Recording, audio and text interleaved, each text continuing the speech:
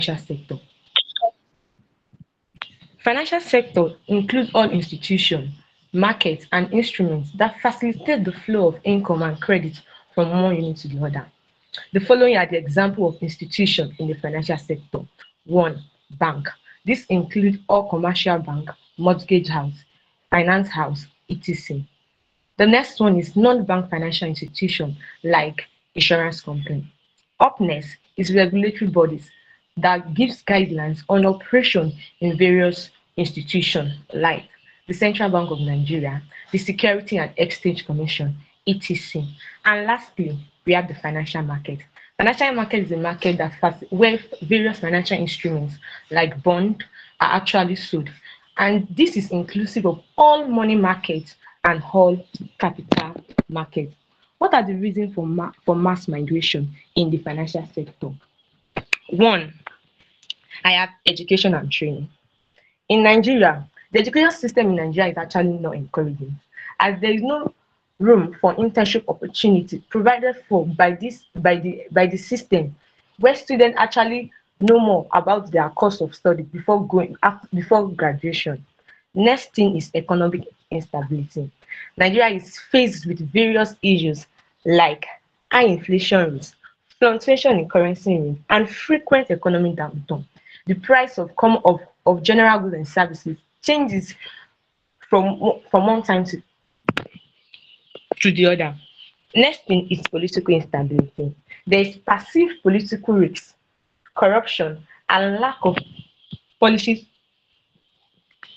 continuity in the country, which actually affect the people currently.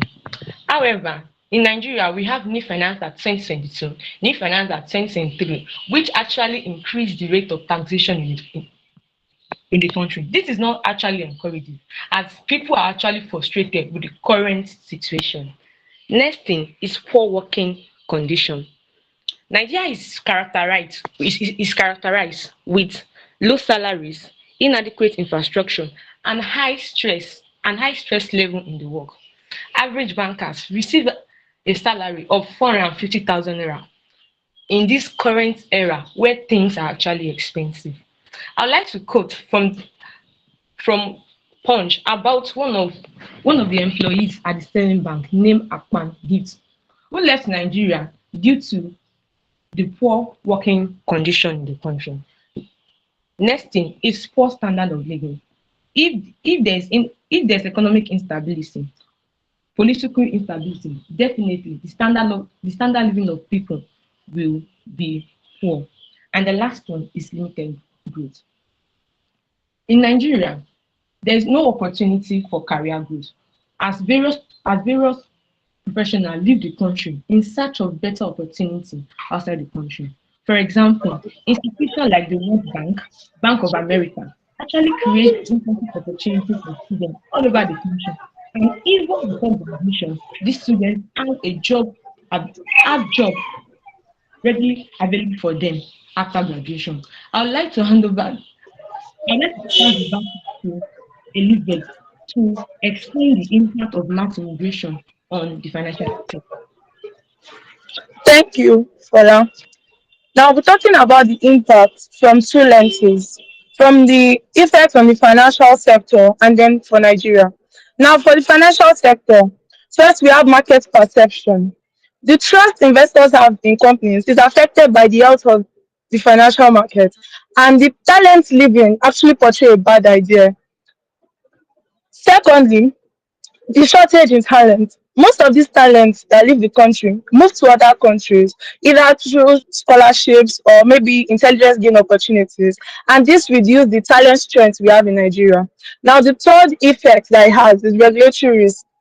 Reduction in the amount of staff in companies exposes the company to risk of not complying with certain policies provided by the regulatory authority. For example, the minimum number of staff strength required of any company, or even the minimum required level. And then the fourth is operational disruptions. Now, the shortage in talent definitely has effects on a company since their day-to-day activities are usually requiring human capability. And lastly, we have wage inflation. The only way they get to keep some of these clients is by offering them better salaries, that is more money. Now let's discuss the effect on Nigeria. First, the effect it has on companies will eventually transfer down to the general economy at large. Now, secondly, is the capital market. Investor sentiment, as we discussed before, is a factor that determines the performance of the financial market, which means if investors have a bad idea, then the financial market is affected. Now, third is stagnation in development. The development of Nigeria is hinged on economic growth, which eventually is affected when companies are not performing well. Now, another one is inflationary pressures. The increase in wages would provide more money to people. And when there's a lot of money in people's possessions, then it indicates inflation. Lastly, is the loss of global competitiveness. I mean, these talents are leaving Nigeria, taking their talent to other countries, increasing the ability of other countries to do better and develop better. Now we've identified the problem. What about the solutions? So moving on, we'll be talking about the ways we can mitigate this problem. The first we have here is the talent retention programs, more like bonuses or salaries or even career development opportunities. Another one is incentivizing local talent programs, like partnering with the educational sector and then improving that sector, or even providing scholarships. And then third, we have reverse brain drain initiatives like international collaborations for skill enhancement. And then we have the policy and regulatory initiatives, and then innovation and growth. That is Nigeria encouraging creativity. Olawale, can you conclude, please? Okay, thank you so much. Now, in conclusion, to safeguard Nigeria financial sector from the adverse effect of professional mitigation, a comprehensive approach that combines talent retention, innovation, policy support, and international collaboration is essential for ensuring long-term stability. Thank you so much.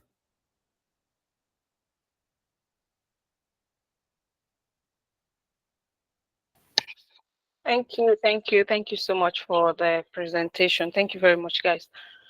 Okay, Dr. Yusuf, do you want to give them some feedback, please?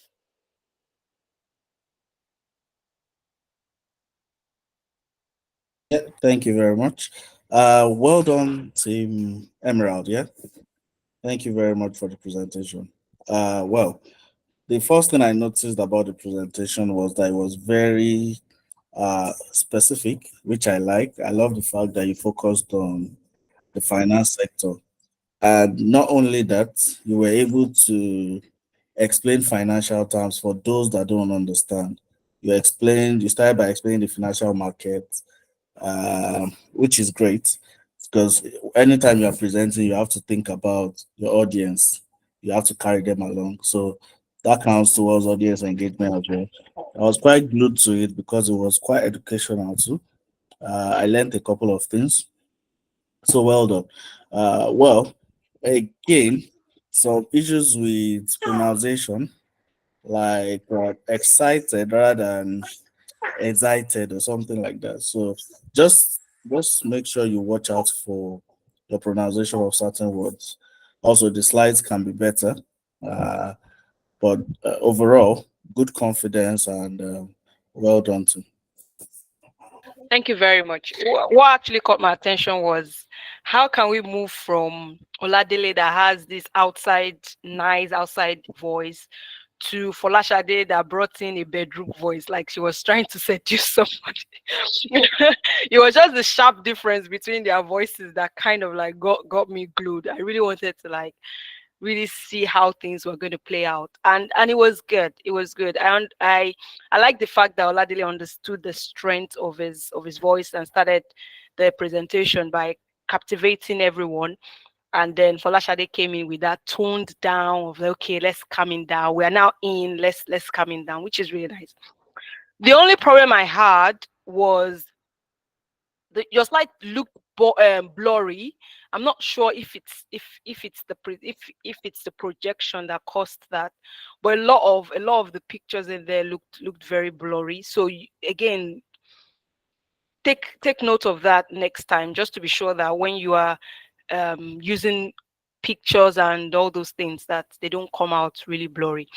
And again, the comment that I made at the beginning about referencing your slides well, content that you have picked up online, referencing them well, please, it goes to all the groups that I've presented to now.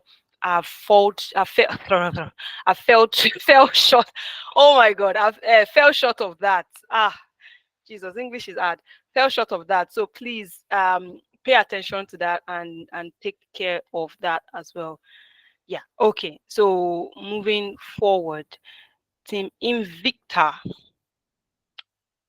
let's have your presentation. While you guys are prepping, I just wanted to also recognize the presence of, I'm going to recognize the presence of Professor Bola Joko again. Thank you, Ma, for always standing by us and sticking to us, sponsoring and supporting us every time, giving us advice, and always joining in to help the progress of Daytopia. And also, can I recognize Mommy Teniola also here as well? She's been of huge instrument to the enhancement and growing of Daytopia as well. Thank you very much, our mommies. Thank you very much. Okay, so Team Invicta, can we have your slides up, please? Yes, sir.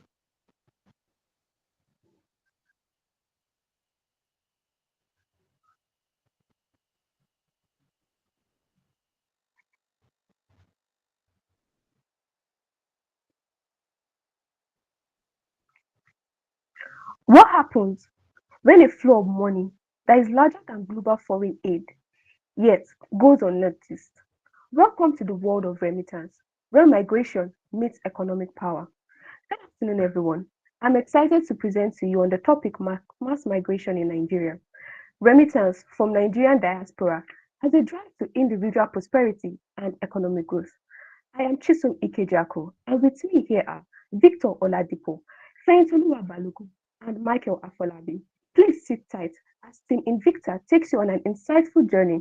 Now, I'll be turning off my video to aid communication. But before I go, audience, where would you like to be posted during NYSC? Or what state would you like to work after graduation? Over to you, Fayintoluwa. Thank you so much for that wonderful introduction, Chisom. Over the years, we've experienced a significant increase in immigration in Nigeria. In 1963, over 100,000 Nigerians, foreigners, came into Nigeria. And in 2006, this number grew to nearly 1 million. In 2007, over 1.1 million Nigerians left the country in search of better opportunities. This shows that Nigeria has recorded a higher rate of immigration than immigration. Nigeria's migration story raises a key question. What is mass migration? Let's define it and explore the types and causes of mass migration in Nigeria. What is mass migration? Mass migration is the migration of a large group of individuals from one geographical area to another. This migration is often driven by economic factors and political factors. Let's delve into the types of mass migration in Nigeria, one of which is refugee migration. Refugee migration is the migration of a group of individuals from one political zone to another due to war or conflict. An example is the war between Ukraine and Russia. The Ukrainians had to leave their home country and flee to neighboring countries like Poland and Romania in search of safety. Another type of mass migration is external migration. In external migration, a group of individuals leave their country to foreign countries to stay for a long time or permanently. And an example is a student or an individual seeking to go to the UK or to the US for quality education or for job opportunities. Another type of mass migration is internal mass migration. This kind of migration is within the country's border. Group of individuals, they migrate within their country's border. Research has it that Imo State, Osun State, Ogun State, and Kwara State are the most migratory in Nigeria. I'm going to explore the types of mass migration. Let's delve into the causes of mass migration. You would agree with me that Nigerian healthcare professionals are leaving the country because of bad working conditions and bad salaries. This alone drives them to leave the country to seek for better high-pay salaries and improved working conditions. In 2012, there was a massive flooding in Nigeria, which displaced over 2 million people, over 2 million individuals, and 500,000 houses. Political insecurity. When a country's government can't cater for the needs of their people, this can make them cause riots or violence. This alone makes people leave the country. The floor is open now to Chisom to discuss the consequences and examples of mass migration in Nigeria. Briefly, I'm going to run us through the consequences of mass migration, and everything can be summed up to one word: depletion. One, we have human capital depletion. See, every society needs this. And when there is loss of human capital, there's no one to contribute to economic growth and development. Second, we have healthcare. Currently, the ratio of doctor to patient is 1 to 4,000.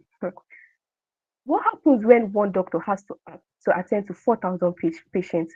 The quality of healthcare service that they provide to such a patient would naturally not be up to par. Next up, we have educational depletion.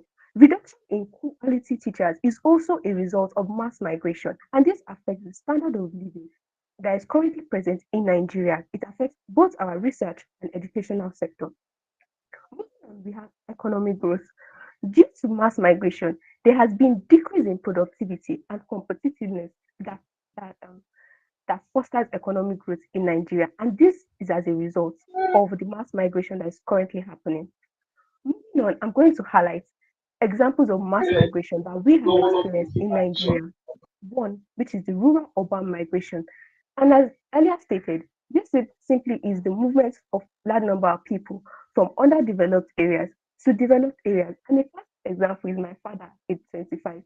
When he left his hometown in Anambra State in search of better opportunities in Nigeria, referring back to the question I asked earlier, where you would like to work. Well, as for me, I definitely will be moving back to Lagos to study, like to work, like my father did. Moving on to migrate. Moving on, the second example, migration due to environmental factors.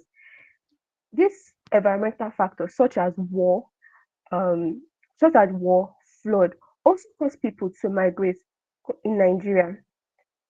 Next up, and this is the most common and prevalent example, as at this current year, 2024, which is disappearance migration, and this is also known as Japa syndrome. And I bet you all that you didn't know that slave trade that happened, the transatlantic slave trade, is a classic example of mass migration in Nigeria. Now, I noticed that the previous team visionaries talked about us not having a Silicon Valley, and I as well have highlighted the negative aspect of mass migration.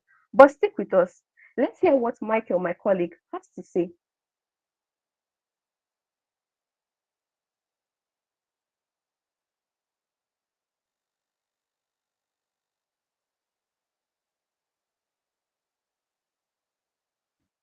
Michael, we can't hear you.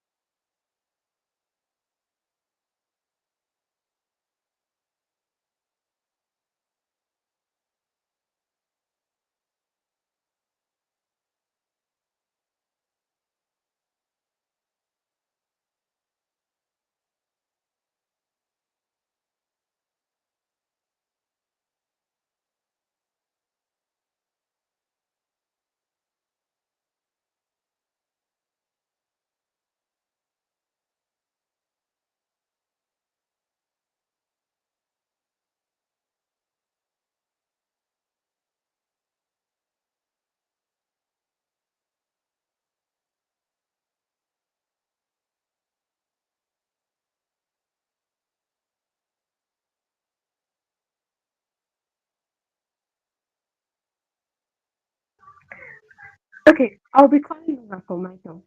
What are remittance? Remember that remittance refers to sending of money from one person in one country to another. And this comes in different forms. We have gifts, advice, and also extra stipend. Also, there are also various forms of remittance which have occurred over the years. For example, one person who has already migrated can also set up harbor in another place, and at the same time invite their other relatives to carry on. Next slide, please.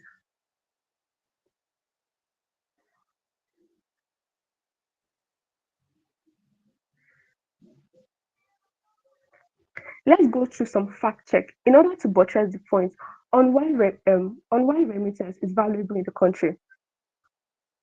Looking at the graph, a study that we conducted, looking at the graph from 2012 to 2023, we see that the value of remittance that has been we see the value of remittance that has been that has come into the country is gradually increasing.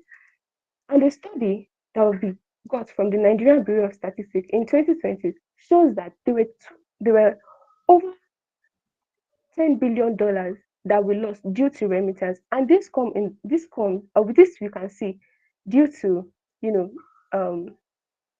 the cost that's being used in transform in traveling. But we also noted that over 20 billion was being brought into the country due to remittance.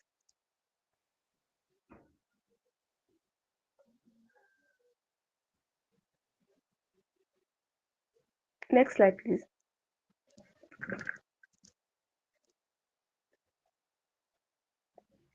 Now, I'm going to run through the long-term benefits of remittance. One, which is the increase in forex exchange revenue. Also, economic development. Why economic development? What happens when someone who has a relative abroad is sending them revenue from abroad because of the dollar to ratio, because of the cost of naira to dollar ratio? Obviously, the money coming into the country would help such an individual to go further in his education. Obviously, also, next up, for the long-term benefit of remittance, we have poverty alleviation and human capital development. This is also as a result of remittance that people are seeing from their family members abroad.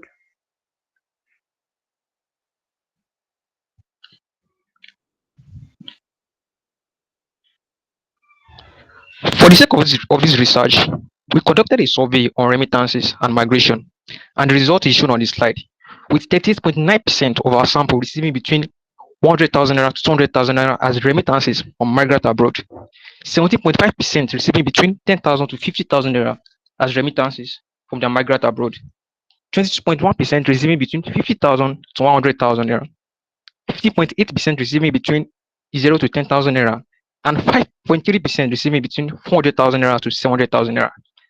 This sample result provides us with an insight into how remittances truly helps the masses and the economy. Next slide. In conclusion, remittances are more than just financial transactions. They represent unwavering connections between migrants and their loved ones, and a vital force in our country's economic growth. Thank you. Thank you. Oh my God. Abraham. Abraham, Rebecca, please, yeah. Oh, please, if you are not presenting, or even within your group, if you are not talking at the moment, can you just mute so that it's easier? I think it might be easier if the presenter, if you are sharing your slides, try and find somewhere that is quiet and present, but unmute your mic ready already. Yeah. Dr. Yusuf, I'm going to allow you speak in a minute, but I wanted to say something to Chisom. Chisom, I feel like I could spank you right now. Again, just because there was a glitch in your presentation, you allowed it dampen your spirit, and I could sense it in the remaining of your presentation. No matter what happens, it should not affect your composure, your expression in any way. Things happen, you move on from it, you bounce back. That's it. Yeah, please. And thank you, Victor, for picking up the pace. I would have said that this is one of my best presentations because I liked your slides and you guys started really well. And the fact that Michael wasn't able to talk due to the fact that some glitch wasn't an issue in my own books, but the fact that you guys had to wait for someone else to tell you that, can somebody else pick up from him, was where I had the problem with. When a team member is having issues with it, you pick up immediately, you take over the mic immediately, and you move on like it never even happened. Yeah. Dr. Yusuf, you wanted to say something? Yes, thank you very much. Well, I wanted to just echo, I think, what you exactly said. Sorry. So first of all, you guys started really, really well. I was really into your presentation. It was a great introduction. The transition was amazing. Confidence over the roof from the beginning, which was really amazing. All right, but just like Dr. Adejumoke said, you guys were very slow in response to react to the issue Michael had. Things like that, you have to predict it, and you should be able to react as fast as possible so that it doesn't really affect your presentation that much, because that took a bit of time from your presentation, and it also reduced the audience engagement. So, and I noticed, just like Dr. Alijmoke said, immediately after that happened, we could see like a drop in confidence from the rest of the presenters. So that was the only part that I did not enjoy with the presenter. But you guys started really well. So I'm hoping that the next presentation you learn from this and start well and end well, right? Also, what I noticed was that when you make bold statements like most Nigerians live because of poor working conditions or low salaries, you need to back it up. If not, it's just like an opinion, right? So you made such statement, and I was expecting you to say because this finding said this or this said this, but I didn't see that in the presentation. So it was just like you sharing an opinion with us. But aside that, well done, Tim. Well done. Thank you very much. Thank you. Yeah, you can stop sharing your slides now. Thank you, Michael, for that. For sharing your slides. That was good job. It's just that maybe you might want to think about delay in network issues as well, and how it might impact on the screen changing right on time. Yep. All right. So, Team Trailblazers, are we here? Yes, ma'am. Eniola, are you Oh, here? excellent. Yeah, I'm here. Yeah. All right. So your time will start Okay, once you start talking. we would like to present our slide. Yeah, that's fine.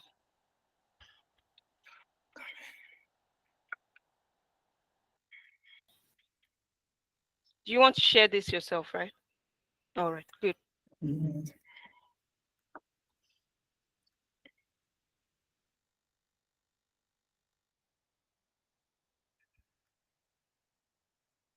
Thank you, Dr. Adejumoke.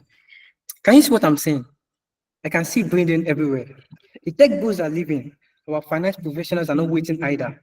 Even as a student, I am constantly sending applications for opportunities abroad. The jackpot syndrome has eaten into every sector, not sparing even the health sector. Doctors are getting fed up and looking for the next flight out of Nigeria. They are tired of the ups and downs they experience here and seek better opportunities and a better life outside the country. But what about the patients they leave behind in the hospital? This is the dilemma we're facing in Nigeria. Good day, the Daytopia team, mentors and mentees. I am Confidence Akiyemi, and I'm here with my team, Eniola, Bukola, and Peace. We are the Trailblazers. We've noticed the jackpot syndrome in every sector in Nigeria, but today, my team and I will be focusing on the health sector with the topic, the jackpot syndrome, how the Nigerian health sector is looking at skilled workers and its impact on the Nigerian economy. First, we'll look at understanding the concept of jackpot. What do we mean by this? Then we'll consider why these doctors are leaving. We'll also examine what effect immigration has on our country. Is it good or bad? We'll find out. And finally, we'll discuss the way forward out of this economic problem. Now let's go straight in, understanding the jackpot syndrome.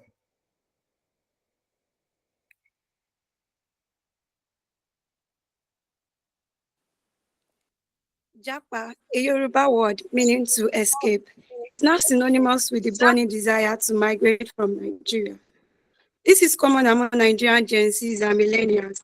A report of the United Nations Department of Economic and Social Affairs puts the international migration from Nigeria in 2020 at 1.7 million from Nigeria, of which 90%. For example, the United Nations International Organization of Migration said that up to 260,000 people requested their assistance to leave Nigeria in 2023, of which health workers were in high percentage. In a survey carried out, it is reported that 7 out of 10 Nigerians are willing to leave if given the opportunity, meaning that if everyone here is grouped into tens, 7 people in each group are willing to leave the country if given the opportunity.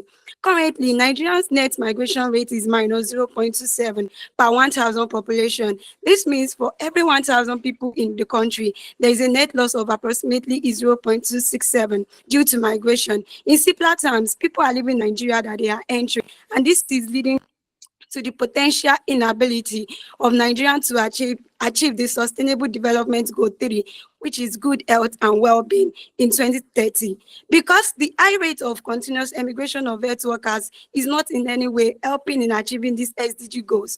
So what are the causes, the reason for this high rate of emigration of health workers in Nigeria? Next slide, please. Still speaking on the Japa syndrome, there are some factors that are called the push factors that is making Nigeria to experience brain drain, and these are some of them. Bad governance. The government of Nigeria over the years hasn't given room for our medical personnel to work in a conducive environment, and this has brought weariness to our medical personnel. There are so many structural issues affecting the health sector. Electricity, for instance, has been a major issue. The frequent falling of the national grid. Let's take UCH for example. They are experiencing power failure as a result of their debt to PHCN, and this affects their productivity because they are not able to carry out their tests and surgeries for their patients, and as such, they have to migrate. Also, low incentives to work. Every worker deserves a good reward for every work done well, which serves as an encouragement to the people and others to do well, but there is nothing of such in Nigeria. The countries where all our personnel are migrating to have all this incentive. The economic downturn is like the major pulling factor. The high inflation rate in the country is very high. Currently, the inflation rate is 34.19. Delay or non-payment of salary is also an issue. Inadequate infrastructure is another factor that is making our medical personnel migrate to a place where there is enough and available basic medical infrastructure. Lastly, the lives of our medical personnel and their families are not safe. There have been a lot of cases where we hear on the net that either the medical personnel or their family are being exposed to security threats. Also, our medical personnel are exposed to security threats at their place of work. For example, the unfortunate incident that happened to a young lady who died in an elevator at her place of work is also disheartening. Also, the incident that happened to the northern health workers being kidnapped while still on duty. I haven't talked about the reason for migration. Let's take a step further by talking about the statistical data showing the number of personnel available and those that have migrated. Statistically explaining the Nigerian medical workforce crisis, Nigeria currently have a population of over 232 million, according to Worldometer. According to the president of Nigerian Medical Association, NMA, Nigeria currently has over 24,000 medical doctors, while the current doctor-patient ratio is 9,083, meaning that there is only one doctor to attend to 9,083 patients. Nigeria also requires at least 363,000 additional doctors, according to the president of the Nigerian Medical Association, to actually meet up to this expectation. And looking at the preferred destination of medical professionals, we can see that over 30,000 Nigerian doctors are currently practicing abroad, with around 7,000 in the United States, 5,000 in the United Kingdom, 1,500 in Canada, and in other countries like Australia, Saudi Arabia, Africa, and several European nations. This accounts for a substantial percentage of Nigerian medical professionals. Then, according to the United Nations projection on microtrend, it has been projected that by the end of year 2100, the net migration rate will be minus 0.085. Talking about the impact of immigration, every action has an effect, an impact, a consequence, either positive or negative, which is why we'll be talking about the impact of immigration on the Nigerian economy, most especially the medical professionals in the economy. Interestingly, immigration has a positive impact. We are mostly talking, and that's because the negative impact as seen on the slide. We have positive impact like remittances, as immigrants can send billions of dollars back to Nigeria. serving as a source of foreign exchange earnings. Another positive impact is brain gain. Professionals acquire new skills and knowledge, which may be transferred back to Nigeria. Other positive impact are investments, relief on unemployment, and many more. So let's talk about the negative impact, which is widely known by everyone. Talking about the negative impact, we grouped it into three sectors, which is the health sector impact, the social impact, and the economic impact. Talking about the health sector impact, immigration leads to shortage of medical professionals. The immigration of medical doctors lead to a significant shortage of health professionals, which directly affect the availability and the quality of healthcare services, and always lead to an increased patient to doctor ratio. And also, immigration of medical professionals reduce the quality of it, as loss of experienced doctors affect the training of upcoming medical doctors, as their mentors have emigrated from the country, which might affect the impact of quality of future healthcare providers. Talking about the social impact, a shortage of medical professionals can hamper the country's ability to effectively respond to health crises, such as the epidemics and pandemics, for example, the COVID-19, leading to a greater social and economic disruption. Then moving on to the economic impacts. Loss of investment in education, as the government and families invest significantly in the education and training of medical doctors. And when these professionals emigrate, this is a loss to the Nigerian economy. Imagine the emigration of public secondary and tertiary school students whose school fees are being subsidized by the federal government. To cite another example, the first successful effort of the World Health Organization at developing the COVID-19 vaccine came from the US, particularly from a Nigerian called Dr. Oyoma Ogwagu, who developed the vaccine. What a great loss to Nigeria. A shortage of doctors can actually lead to increased healthcare costs, as the government may need to hire foreign doctors or to rely on less experienced staff. And lastly, talking about the economic impact, productivity loss, poor health outcome due to inadequate medical care can lead to decreased productivity, as a healthy workforce is essential for economic growth. Talking about economic growth, let's talk about the contribution of the health sector to the GDP. Let's take a close look at the graph. It shows the contribution of the health sector to the GDP for the first quarter over the space of 4 years, from 2021 to 2024. From 2021 to 2022, we can see an increase of 1.26, that is from 4.65 to 5.91. But from 2022, the contribution percentage began to fall. Between 2022 and 2023, there was a slip in the GDP by 3.45, that is from 5.91 to 2.46. But from 2023 to 2024, the GDP really fell from 2.46 to 2.12. That is a fall by 0.34. The fall in the GDP can be attributed to the negative impact of mass emigration of our medical personnel. Now, what is the way forward? Of a truth, the government has started taking some steps to tackle this Japa problem. According to reports from the Federal Ministry of Health and Social Welfare, a new national policy to address health workers' migration has been developed. We've also seen an increase in budget allocation for the health sector, with an increase of 18.49% between 2023 and 2024, which is aimed at improving salaries and providing healthcare infrastructure. Fair enough. However, as Albert Einstein once said, you can't solve a problem with the same mindset that created it. The federal government needs to do much more if it truly wants to address the Japa syndrome. A significant shift is needed from their current lackadaisical style of governing. They have to put an end to corruption and their old ways of doing things. If this can be tackled, trust me, the rest will flow easily. Political and economic reforms. We need clearer and more consistent policies. And it's not just about talking and making policies. The government has to start walking the talk. Secondly, it's not enough to simply raise salaries. They must be competitive on a global scale. Also, there should be comprehensive benefit packages and incentives to health workers. This should show that we really value them. Engaging our diaspora is another important step. Our big talent abroad can help us in many ways. We can have them share expertise with us through short-term projects or online consultations. We can also encourage them to fund healthcare projects in Nigeria. Furthermore, we should offer them incentives to encourage them to return home and work here. Public-private partnership. The government should partner with private companies to help and maintain our healthcare infrastructure. Lastly, it is very important to improve working conditions for health workers. These recommendations not only address the root causes of migration, but also strengthen our healthcare system, making it more stronger and sustainable for the future. Now, let's wrap it up. To move from a Nigeria where doctors feel frustrated and undervalued, as seen in Frame, to a Nigeria where they are motivated, satisfied, proud, proud to serve as deputed in Frame B, the government needs to take strong action. By embracing and implementing these recommendations, we can build a healthcare system that not only supports and values our doctors, but also encourages them to remain in the country, contributing to a healthier, stronger Nigeria. The future of our healthcare depends on the steps we take today. Thank you so much for listening, everybody. We are trailblazers. You guys are indeed a trailblazer. Can I just say this before I call on the mentor to give you a feedback? And Sorry, sorry, you want to say something, Confidence? Yes, we are four on the team, but our fourth member, she's actually on the call, but she's having issues with connection network, so we had to like swiftly respond to that. That's good. And you know, we didn't even notice.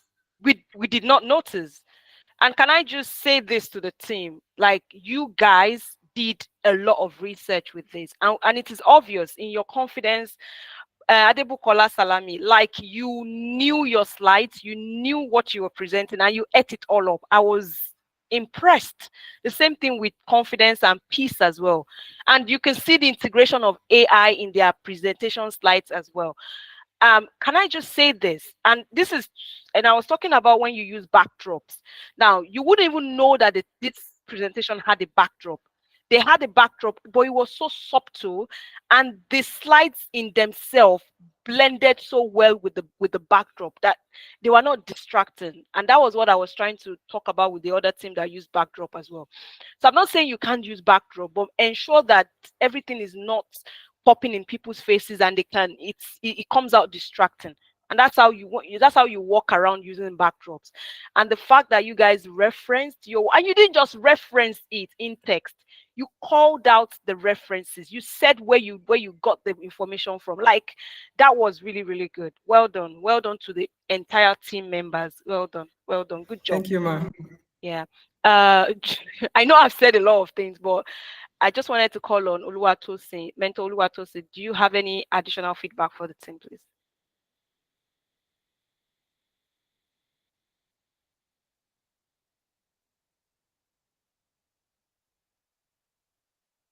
Okay. All right. I'll call on. All right. I've been asked to call Prof. Professor Bolajoko, please, do you have any feedback for the presenters? I don't know if my parents, because these presenters are geniuses. So I'm just trying to assimilate what they are presenting and try to say, okay, me as a prof, I have to improve. Thank you very much, man. Thank you, man. So yeah, well done. Yeah, you could see the integration of different things in their slides. So well done, good job. I like the research part. You've done a lot of research, and you've impressed everyone. Personally, I just wanted to, again, I think I've said that, shout out to Adebukola Salami. I loved your presentation. Yeah. Okay, so we're going to move to the next team. Thank you very much. You can stop sharing your slides. We've seen you. We have seen you. Don't show off too much. Yeah. All right, Team Crystal, are you guys ready for us?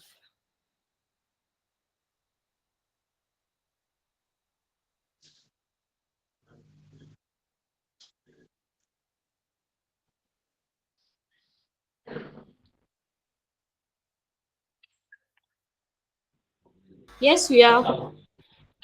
All right, so I think this is the last slide, or you might want to move it to the first slide. Yeah. Okay.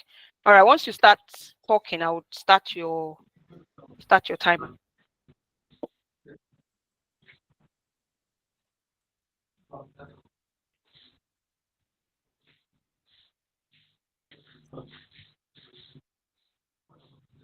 Okay.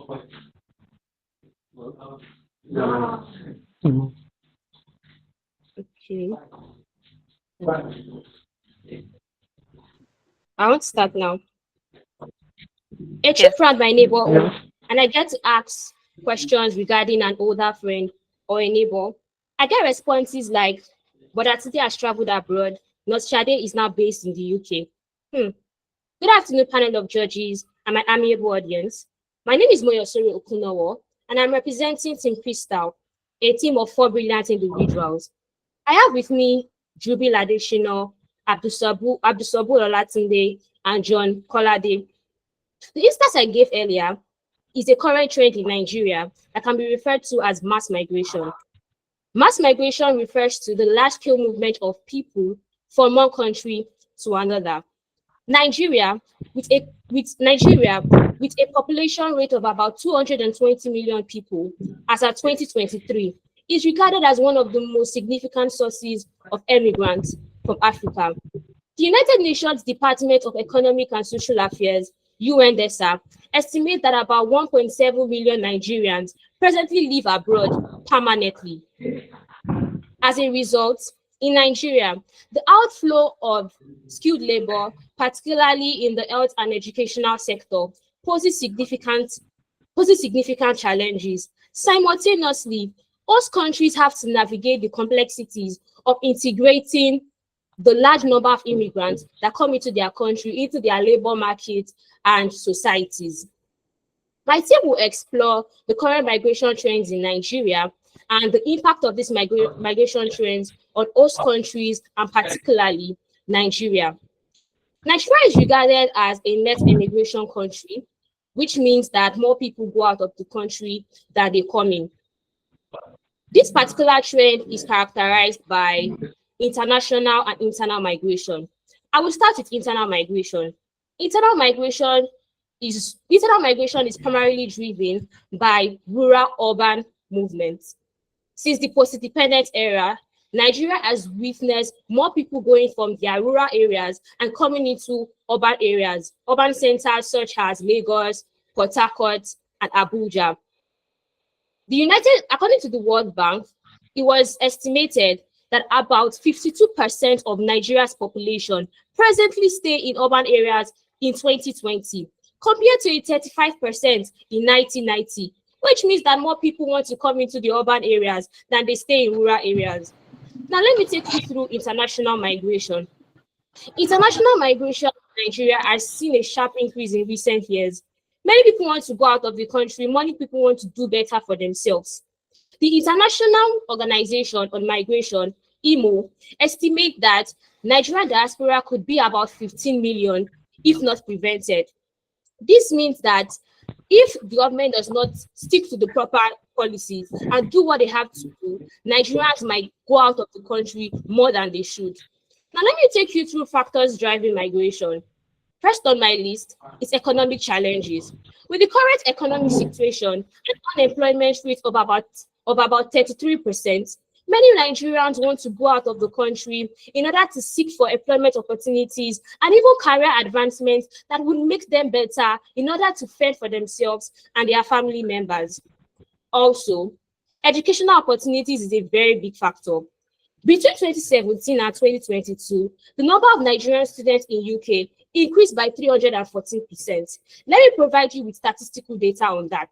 The UK alone hosted about 44,185 students in 2022, compared to a 2017 data of 10,685. That was what led us to 314% increase. This means that many Nigerian students prefer the educational standards offered abroad than the one offered in Nigeria. Furthermore, political instability and insecurity due to Boko Haram and many other insurgent groups in various regions have contributed to the movement of Nigerians to other countries abroad. I'll stop here now and move it now to my team member, Abdul Sabu, to take us on impact of these migration trends on policy formulation in Nigeria. Thank you very much, Moya, for that beautiful presentation. Now, I'll be taking us through three main sectors and their challenges and policy response. Delving into the educational sector, what are the challenges?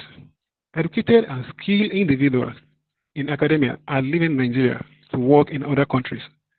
This has weakened the country's educational institutions and made it harder to provide quality education. And this has reduced the ratio of student to teacher.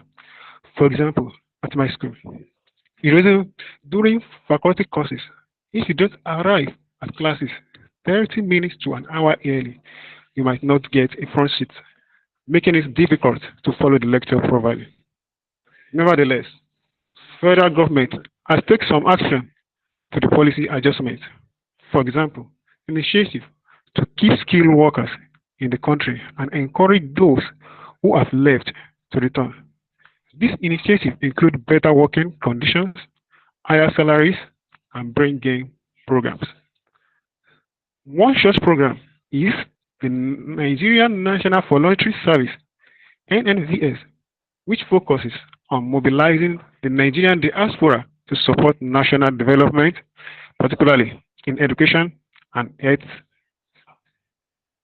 In the health sector, challenges here are really shocking.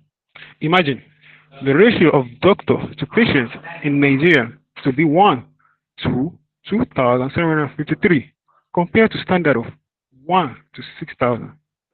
A significant number of healthcare professionals, such as doctors and nurses, are leaving Nigeria to work abroad. This has put a lot of pressure on the country's healthcare system. Okay?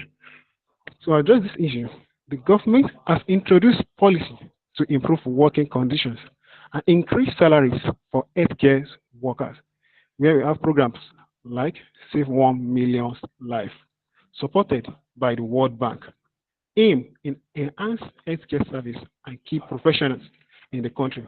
Additionally, the government is offering incentives such as housing schemes, tax breaks, and special allowance to attract skilled healthcare workers back to Nigeria. Economic sector. Here, we have remittance management. What is remittance? Money sent home by Nigerians living abroad, which plays a crucial role in the economy. In 2023, Nigeria received about $20 billion in remittance, which accounted for 4% of the economic growth development product. These funds are essential to support household expenses, education, healthcare, and small business. Talking about the entrepreneurship and investment policy, the federal government has implemented policy to encourage Nigerians living abroad to invest in local businesses, especially small medium enterprises and real estate. The Nigerian Diaspora Investment Fund (NDITF) was created to channel this investment into productive sector of the economy, leading to economic growth and job creation. However, challenges remain that could discourage potential returnees. For example, the Dangote Crude Oil Refinery has faced operations delay, regulatory issue, source since its commemoration. These challenges could make other potential investors from the diaspora hesitant to invest in Nigeria, slowing down economic development. My colleague Jabri will take us through the impact in the host country. Thank you, Abdesabu.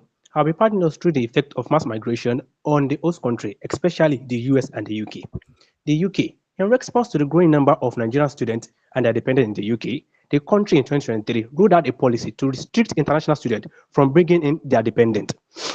According to data provided by the UK, it shows that Nigerian dependent in the country in 2019 is 1,427 and has risen to 60,506 in 2023. This shows a cumulative increase of 59,079 within the space of 5 years.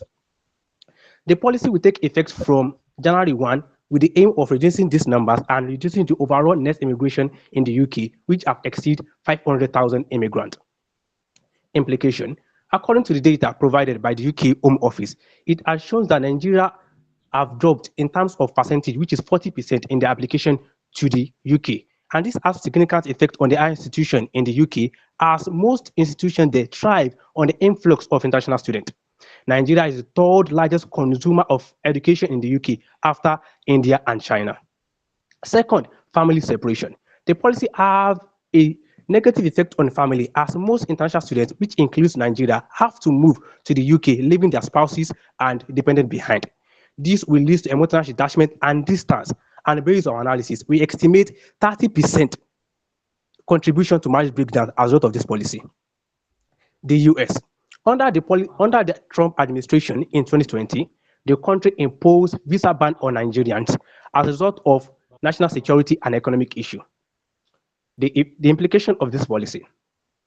The US reported that there has been 40% decline in visa approval to Nigerians in 2020. In terms of visa categories, the H1 visa category witnessed 30% decline in approval to Nigerians, and the B1 and the B2 witnessed 50% decline in approval to Nigerians. In terms of economic impact, Nigeria witnessed a decline in their remittance from Nigerians overseas from $25 billion in 2019 to $17 billion in 2020. This as a result of the policy implemented by the US, as US is one of the top countries in which Nigerians get their remittance. Over 8,000 to 10,000 Nigerians were unable to access to the US as a result of this policy, contributing to the decline in remittance of Nigerians. John will paddle us through the policy recommendation and our conclusion.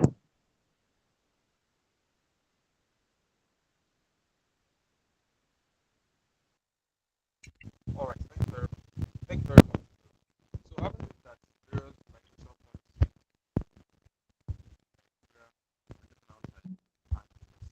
policies, the problem of mass migration in Nigeria, I'll be walking us through the specific migration policies that Nigeria itself has formulated over the last couple of years. And to do that, I'll be touching on three key aspects of migration: transit migration, return migration, and then immigration. So starting with transit migration. So transit migration is not a state, but it is a process. And Nigeria serves as a transit hub for migrants from other West African countries. That is, when migrants from other West African countries are trying to make their way out of their countries to other countries of the world, Nigeria is that hub that they would have to go through. And so to manage this, Nigerian government has had to implement policies, and we'll be discussing about two of those policies right now. The first is the Presidential Executive Order 1 of 2017, and then the Migration Information and Data Analysis System, the MIDAS. Now, the Presidential Executive Order 1 was implemented in 2017 by the then Vice President Yemi Osinbajo, who was then acting as the acting president. So that executive order actually made some salient provisions. Number one, it provides that ordinary tourist and business entry visas to Nigeria is to be issued or rejected with reason by the consular office within 48 hours of that application. It also provides that there's to be a comprehensive and up-to-date list of requirements, the conditions and the procedures for obtaining visa on arrival, and then the estimated time frame and every other requirement should be published on all immigration-related websites. We might need to point out here that when we talk about immigration, the airspace is not the only point of exit or entry into Nigeria. Our ports are also very important, and so this presidential order also covers the various ports of entry into Nigeria. Finally, the presidential order also provides that there's to be a transparent processing of and issuance of visas. And now to the MIDAS. The MIDAS was implemented in 2019, and it is simply a user-friendly and customizable border management information system that was put in place by Nigeria. And it was just to make sure that we're able to balance the facilitation of movement of people within Nigeria, and then also to control irregular migration in Nigeria. Now, touching on return migration. So return migration basically deals with how persons coming back into Nigeria are able to be reintegrated into the societal and ecological and economic realities of the country. So Nigeria has also tried to put in some policies in place. We have the first being the standard operating procedures on return and reintegration, and then the National Policy on Labor Migration, NPLM. Now, moving on to immigration. Immigration is also one key area specifically where Nigeria has had to make specific policies. And it is important to understand that the guiding policy for that, the law for that, is the Immigration Act of 2015. And it makes very salient provisions. It provides for visa waivers, provides for protection of vulnerable groups, and very notably, sections 18 to 24 deal with deported persons, deals with issues of deportation, while sections 26 to 29 also deal with control of crews and stowaways, that is, persons who might want to get out of Nigeria through illegal means. Now, it's important to understand that what usually plagues Nigeria is not exactly a problem of policy making. It's usually a problem of policy implementation. So while as beautiful as these policies are, they are usually policy implementation problems, and we'll be mentioning some of them in terms of the challenges to these policies. Number one, obviously, funding. So the budgetary allocation for migration is currently not sufficient enough to cater for the various issues that suffice in the migration ecosystem in Nigeria. It is recommended, as we've seen in our recommendations, that we have a better budgetary provision for migration. Also, our data collection needs to be improved. We do not have the appropriate mechanism for data collection. As a matter of fact, it is multifaceted. We have our BVN, we have our NIN, voters card, lots of different data entry points. So we do not have a singular data collection system that helps us to track the movement of persons within and outside the country. In addition, we do not have the appropriate infrastructure to implement all of these policies, and it's very important that that is looked into. Now, as a team, we have come up with some recommendations to make sure that the problem of mass migration is actually tackled in Nigeria. One of it, as I mentioned, while mentioning the challenges, is the issue of funding. We recommend, like I said before, that there is a better budgetary allowance or budgetary provision for migration issues in Nigeria. In addition, we recommend that there should be emphasis on talent retention and investment. Now, brain drain is something that faces Nigeria just like any nation of the world, but in Nigeria it is really, really a lot, because we have lots of professionals, and like you must have seen at the recently concluded Olympics, we have lots of our athletes competing for various other countries for one reason or the other. Now, bringing it down professionally, our doctors, our professionals want to leave the country because they believe that the greener pastures are outside of the country and not inside. So emphasis should be placed on talent retention, and the way we can do that is to make sure that there's a conducive working environment for these professionals to not leave or japa, like we always say. Now, we also have to invest in our relationship with these host countries. Now, we are not enemies with the UK or enemies with the US. We just have to make sure that there's an improved integration and cooperation between the states where people are migrating out of, Nigeria, for example, and then the host communities like the United Kingdom and the United States. In addition, there has to be appropriate infrastructure to put these policies in place, just like was said in the presidential executive order 1 of 2017, that there should be a publishing of all immigration related websites of the various conditions and requirements for obtaining visas. Now, we do not have that appropriate infrastructure yet, even considering our ports of entry into Nigeria. So it is important that all of this appropriate infrastructure are put into place to ensure that these policies are actually well implemented. Because like I said before, the problem is not policy formulation. The problem most times in Nigeria is policy implementation and even maintenance over a long period of time. Now, we are Team Crystal, and over the last couple of minutes, we've been able to walk you through the mass immigration problem in Nigeria. We've looked at the impact it has had on policy formulation in host communities. We've looked at how it has impacted Nigeria's relationship with the host communities, and also the specific migration policies in Nigeria, as well as their challenges. And as a team, we have provided recommendations. Thank you very much. This is Team Crystal. Thank you very much, Team Crystal. You guys are 2 minutes out of time. Please, you need to walk to time. Keep rehearsing to ensure that you stay in time. And I feel what has affected that timing might be the fact that at some point within your presentation, things dragged a little bit. You started well, but at some point it started dragging, and then it picked up later on. But then again, you might want to really think about, there are some things that you want to talk about, but they're not necessarily in so much details, and you just want to like highlight them and move on from them and go to the most important part of it. So I also wrote some things here that I wanted to say, give you guys some feedback on. So when Kolade was presenting, he said will take effect 1st of January, but I think it should be took effect 1st of January. So again, it's really paying attention to the timeline of the information that you are bringing. Also, you've brought in a lot of statistics. You said a lot of statistics, but you've not made reference to where you got all the stats from. We don't even know how to verify the source of those statistics. And you want to avoid that, because it's important that you prove to your listener, whoever is listening to you, that this is the source at which I got it from. It means that you are not the source of that information, but from this source, you can always go back to check. And if there's any misinformation, you blame that source, not me, because I took it from a source. Yeah. So it's quite important that you well cite references or citations of where you got all those data from. The last one I was going to say is that you said section 18 to 19. I was like, of what? Is it the of Nigerian constitution or the immigration law in Nigeria? Again, it's just paying attention to a little bit more details in your presentation and just giving your reader a little bit of context to, again, understanding that not everyone here is a lawyer, not everyone here understand or knows any immigration rules. So when you are quoting things like that, it's important that you give us some background information around it. Aside that, you have a good slide. Well done. Yeah.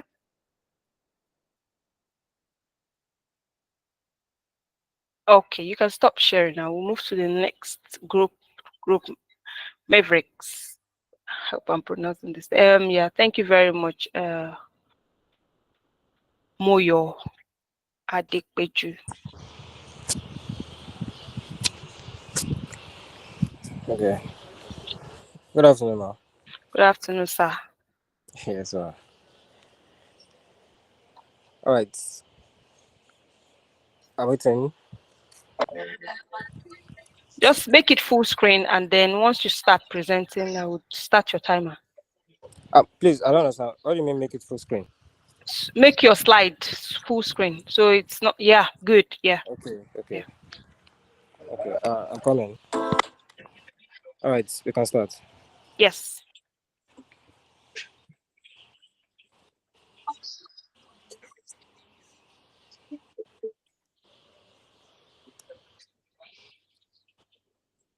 Charles, we can start.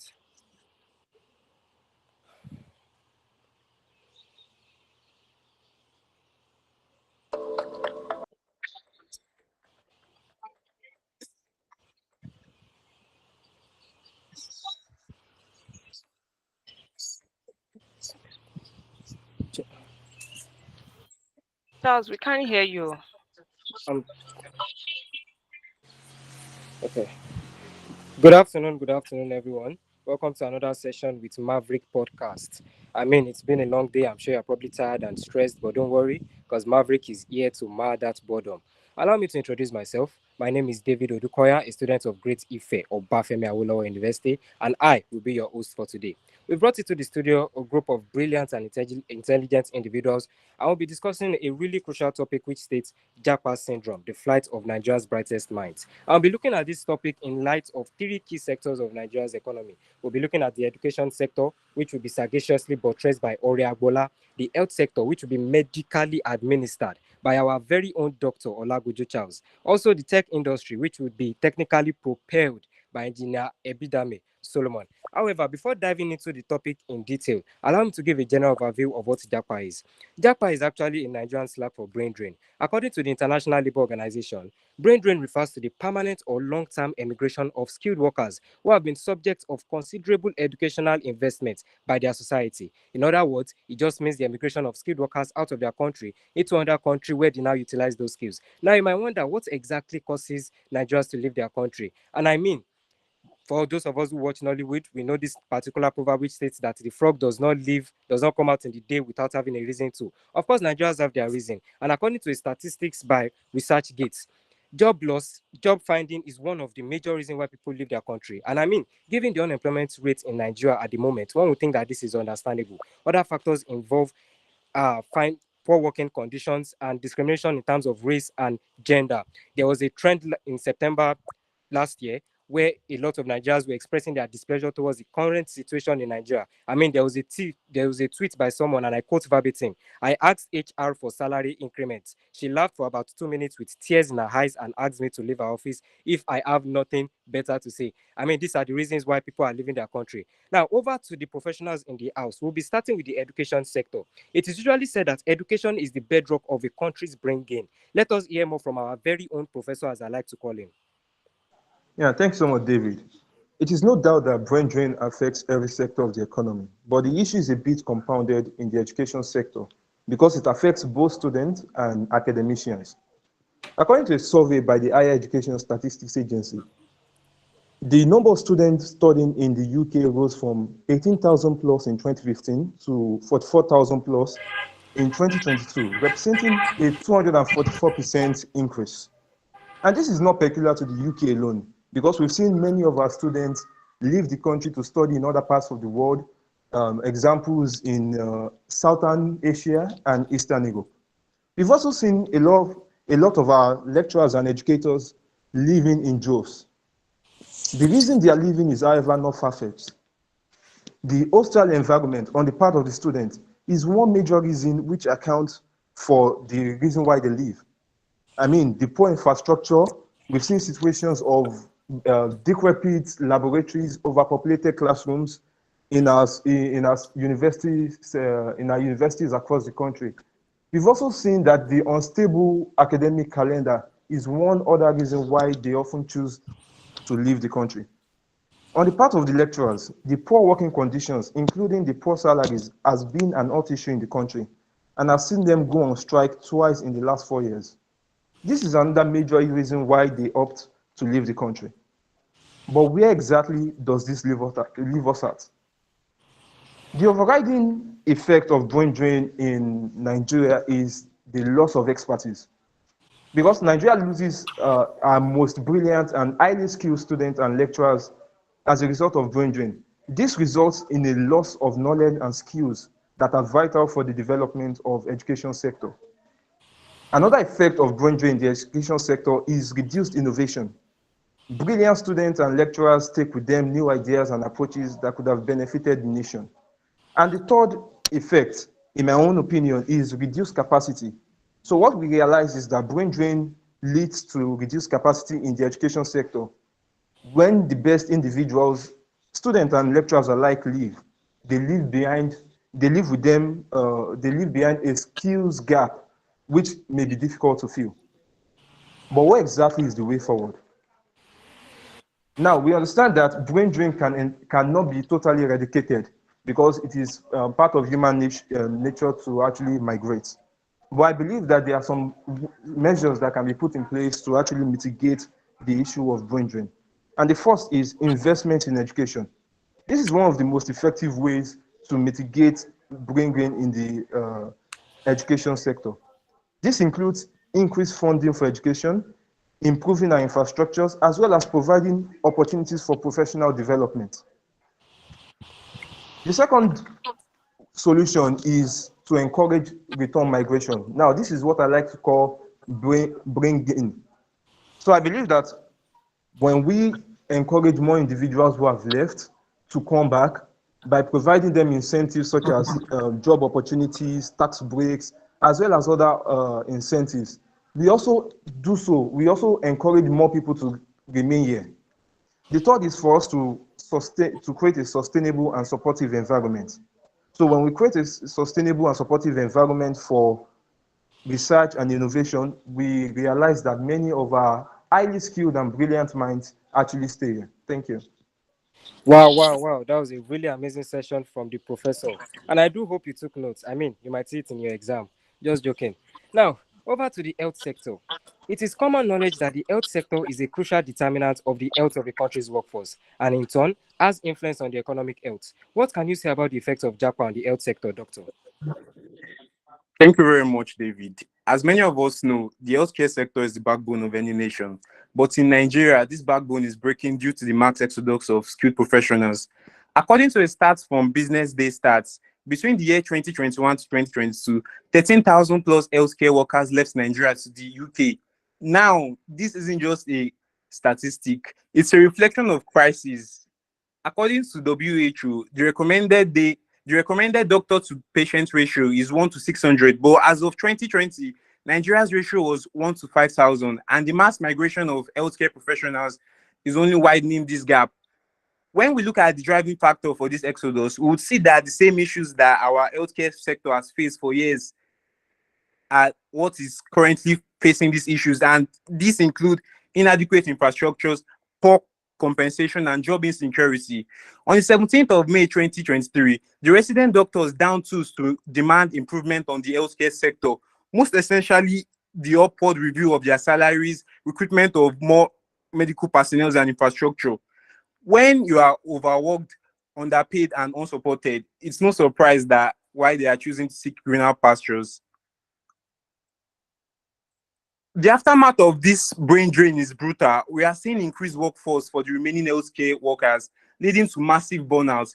Patients now face longer waiting time, which, as you can imagine, is not just frustrating, but can also be life-threatening.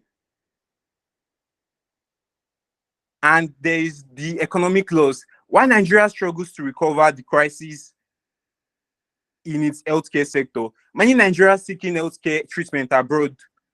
Many Nigerians are seeking healthcare treatment abroad. Former President Mohamed Buhari and President Bola Ahmed Tinubu are among these many of Nigerians. A report from Channels Television says that the country loses 576 billion naira yearly to medical tourism. We would see patients waiting hours to see a doctor in the public hospitals, and this is the reality for many, many Nigerians, and it's a reality that needs to change. But I'll say for a fact that all hope is not lost. There are ways we can turn this around, and while which it might not be easy, they are all within our reach. First, we need substantial investments in the healthcare infrastructure. What this means is that we are modernizing hospitals, we are improving access to medical equipment, and we are ensuring that our facilities are up to standard. Secondly, compensation for healthcare workers needs a serious change. It's time to pay our doctors, nurses, and medical staffs what they deserve, which is a fair compensation that reflects the critical role they play in society. And lastly, we must improve the work environment. What this means is that we are creating a system where healthcare workers feel secure in their jobs and supported by their work. By addressing these core issues, I'm certain that we can start to stem the flow of talents leaving our shores and build a stronger, more resilient healthcare system here at home.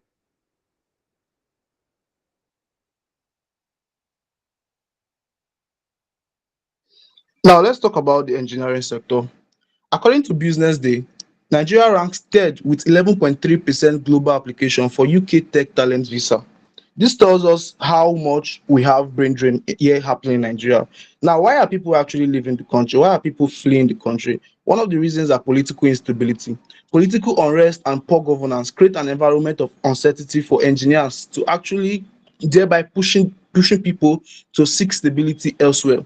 The educational system in Nigeria is not helping either. While we are producing many graduates, we often lack resources to provide practical and hands-on experience, leaving a skill gap between us and our counterparts outside that pushes engineers to actually seek for personal growth and opportunities outside.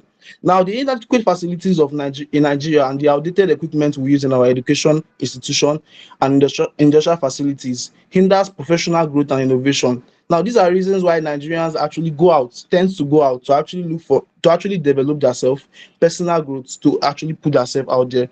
Now, what are the aftermaths that happens for when engineers leave? Now, we have skilled workforce depletion. According to Council for the Regulation of Engineers in Nigeria, current in 2022, they said, and I quote, 150,000 engineers annually. We need to produce 150,000 engineers annually to meet the developmental needs of the country. But yet, we only graduate less than 10% of this number, of which most of them actually emigrate, leaving us to shortage of engineers. This shortage of engineers has actually led to infrastructural failures, building collapsing, and bad road execution of projects. Now, this is due to the lack of skilled engineers we have. This shortage hampers the country's ability to modernize and compete infrastructurally with the outside world. Talking about economic loss, this is due to the fact that we hire foreign engineers down to the country at a higher price than what we are supposed to pay our skilled engineers, giving us a financial breakdown of the economy. Now, after we've said this, in Nigeria, we are regarded as a developing country. The immigration of engineers actually stiffens the technological innovations and growth of our country. Our rate of research and growth has actually dropped drastically. Let's talk about what we can do as a country. According to the Nigerian Society of Engineers, many engineers actually leave the country based on statistics because of poor pay and lack of job security. You can look at the minimum wage. They just implemented the 70,000 naira minimum wage. If we as a country can actually render a competitive salary, good working environment, and create jobs for our engineers, we'll be able to hold these engineers and make them stay in the country to actually work for us. If we as a country can actually have a public-private partnership to actually create more jobs, bring in more investments and industrialization into the country, I believe there will be job creations and the country can actually hold their engineers and the technologically inclined personnel. Now, we have to encourage entrepreneurship, whereby we're teaching our engineering students. We need to support them with through business, through grants, loans, mentorship programs, scholarships, and incentives that will help them to be able to industrialize themselves, build more industries for us, thereby creating more jobs for us. Now, equipping our educational sector should not be left out. We need to modernize our educational sector, modernize the way we teach, upgrade our curriculum activities, upgrade our circulars so that we'll be up to date of what is happening. Now, having said that, let's take a look at what we could also learn from the outside world. Let's take a look at China and India. India themselves begged their citizens to actually come back by giving them tax break incentives and startup fundings that they could use to start up their own business in the country. This encouraged their citizens to actually come back to them and establish in that country. Take a look at China. China encouraged their high-skilled professionals abroad to actually return home by offering them financial and professional incentive. Why can't we do this as Nigerians? If we as a country can put these measures in place, I believe that engineers would not be leaving. I believe that we would have high capacity of brain gain than brain drain. Thank you. Wow, wow, wow. That was a really amazing session from our experts. All of them have spoken wonderfully. I hope you took notes because I mean I learned a lot. I'm currently discombobulated by so much knowledge at the moment.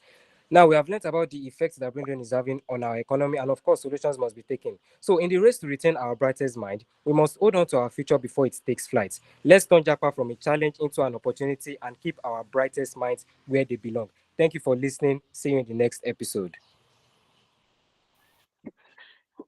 Mr. David and the English. Oh, girl.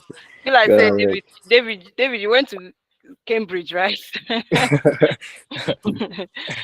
All I right. apologize for the No, that's fine. issue. Mentor Shay, do you want to give them feedback, please?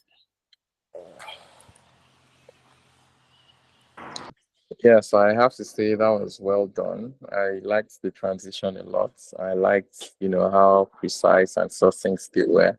I also like the use of time. It's very important to keep to time.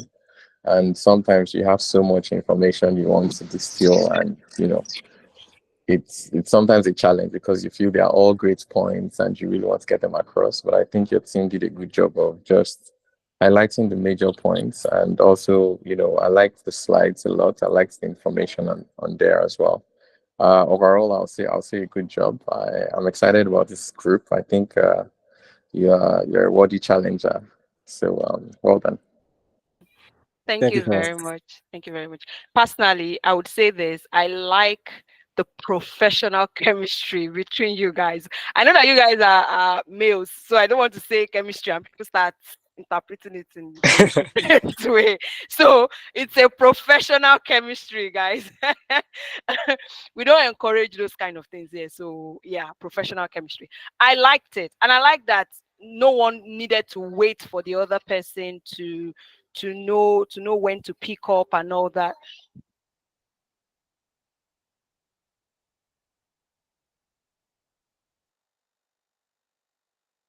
Yeah, so everyone knew what their cue was and where to pick up from, which I personally really liked. Aside from the little glitch in your in the what is it called? And I like the fact that even despite, oh my goodness, I cannot I Charles, I need to recognize you for that. That was really good. Despite the fact that there was no slide showing, Charles kept on presenting, and I liked that. It did not allow the fact that things were not working for them to disrupt him from talking. So which is from presenting, which is really good. Thank you very much for that. So well done, guys. Dr. Yusuf, you have your hands up.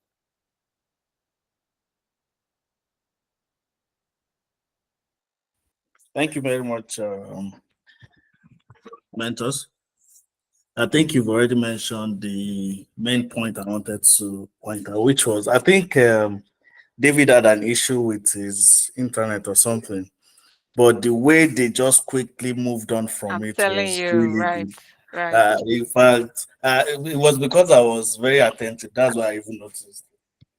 I know, right? If you were not paying attention, you would have known that they had So well done for you. yeah, Mhm. and it shows that again it shows that they've done a lot of preparations and they had that chemistry amongst themselves. So they were like, you know what, we're going to leave David to sort out these issues, but we're going to continue with the work. And I was 100%. impressive. Yeah. Yeah, I like the podcast idea as well because that adds to the great transition you guys had.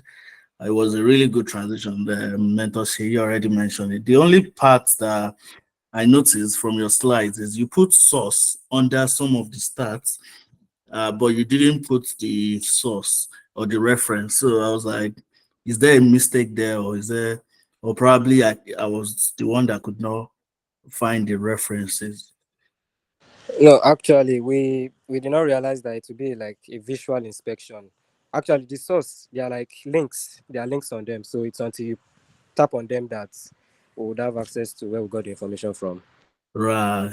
Oh, okay. Because I just saw source, but I didn't see anything. Yeah. You said source, and there's nothing in front I of was this. going to pick on that as well, but when I downloaded the slides, I realized that it was covered under that white background. But yeah. Okay.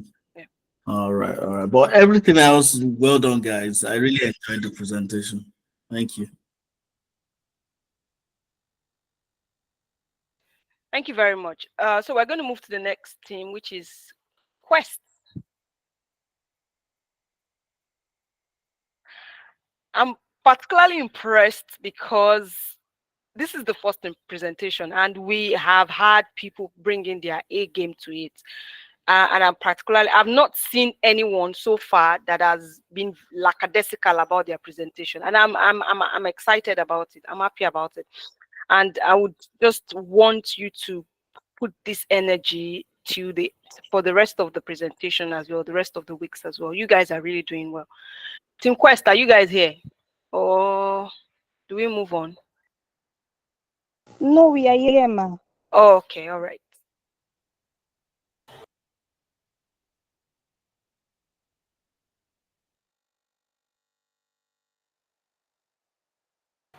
Hi, good afternoon. I would like to confirm you can see my screen. Yes, we can, but we have not seen. Yeah, we can see your slide now. Okay.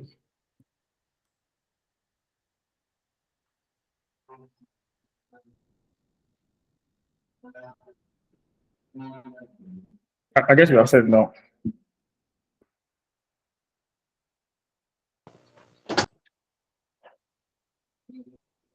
Imagine waking up every day in a country where opportunities are scarce, where your skills are underutilized, and where your dream seems distant. This is the reality for many Nigerians, leading them to seek a better life elsewhere. Good day, panel of judges, fellow participants, mentors and mentees, and our esteemed audience. My name is Joy Hadejo, and together with me, I have the rest of the team member, Daniel, Babatunde, Ayodeji, and we are Team Quest. With over 220 million citizens, Nigeria is already the most populous country in Africa. By 2050, however, 100 million more individuals under the age of 35 are expected to push Nigeria into third place on the global population list. A complex interaction of political, social, cultural, and economical elements has led to the nation's catastrophic situation, which is reflected in this despair. Some people believe there is no way out of these clutches of extreme poverty. For the vast majority, the decision is between being trapped by poverty or looking for a more hopeful environment, an action sometimes referred to as japa, especially among the young people.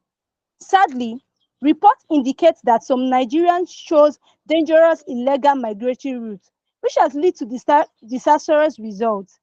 Data from the International Organization of Migration, IOM, indicates that roughly 1,002 Nigerians perish without attempting to cross the perilous Sahara Desert and Mediterranean Sea in 2023. Without a doubt, there's an urgent need to return to the drawing board and chart a new course towards reducing brain drain and the impact on the Nigerian economy. Daniel, can you walk us through the overview of the human capital flight and the Nigerian economy? Thank you, Joy. A recent report from the UK government explained that Nigeria ranks second only to India among the numbers of visas granted to skilled workers, which include the healthcare category, between December 2021 and 2022. Official data from Canadian Immigration also showed that visa application for permanent residents in Canada by Nigerians rose from 4,000 in 2015 to about 15,595 in 2019, an increase of about 214%.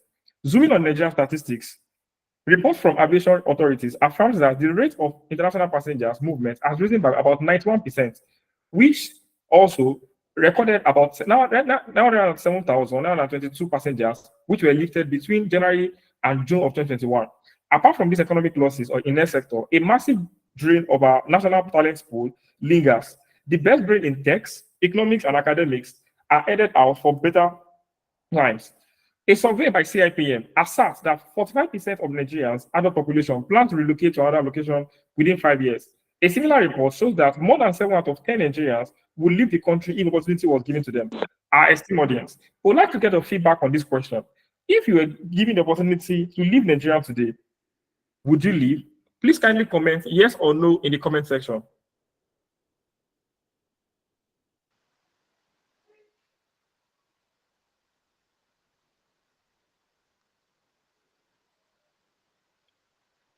Thank you for your responses. Hadeji now will take us through some root causes of mass migration in Nigeria. Thank you, Daniel. Firstly, increasing poverty levels. Although there's a strong link between poverty and migration, as stated in the section 4.4, section 4, subsection 8, subsection 1 of the Nigerian National Migration Policy. The National Bureau of Statistics in 2022 have had that 63% of the total population, that's about 133 million persons, are multidimensionally poor. The unending spike in poverty, even after spending years in school, is the primary reason why many Nigerians have fled to other countries in search of greener pastures. Let's also take a look at the increasing unemployment rate. Nigeria's unemployment rate rose to 5% in the third quarter of 2023, up from 4%, which was recorded by the nation's National Bureau of Statistics. Now, statistically, Nigeria needs to produce 30 million more jobs by 2030 to meet up the expanding working age population. But just 10% of that will actually be created in Nigeria. The number of foreign migrants leaving Nigeria increased from 450,000 people in 1990 to 1.4 million people in 2019, with additional increases due to career saturations. Likewise, the Nigerian Economic Summit Group, NESG, has also projected that the country's unemployment rate will hit 37%. Let's take a look at corruption and political instability. The toxic conjugal between corruption and political instability across the nation is breeding greater evil as it affects every facet of life. In the Corruption Perceptions Index for 2021, Nigeria is amongst the countries where corruption got worse.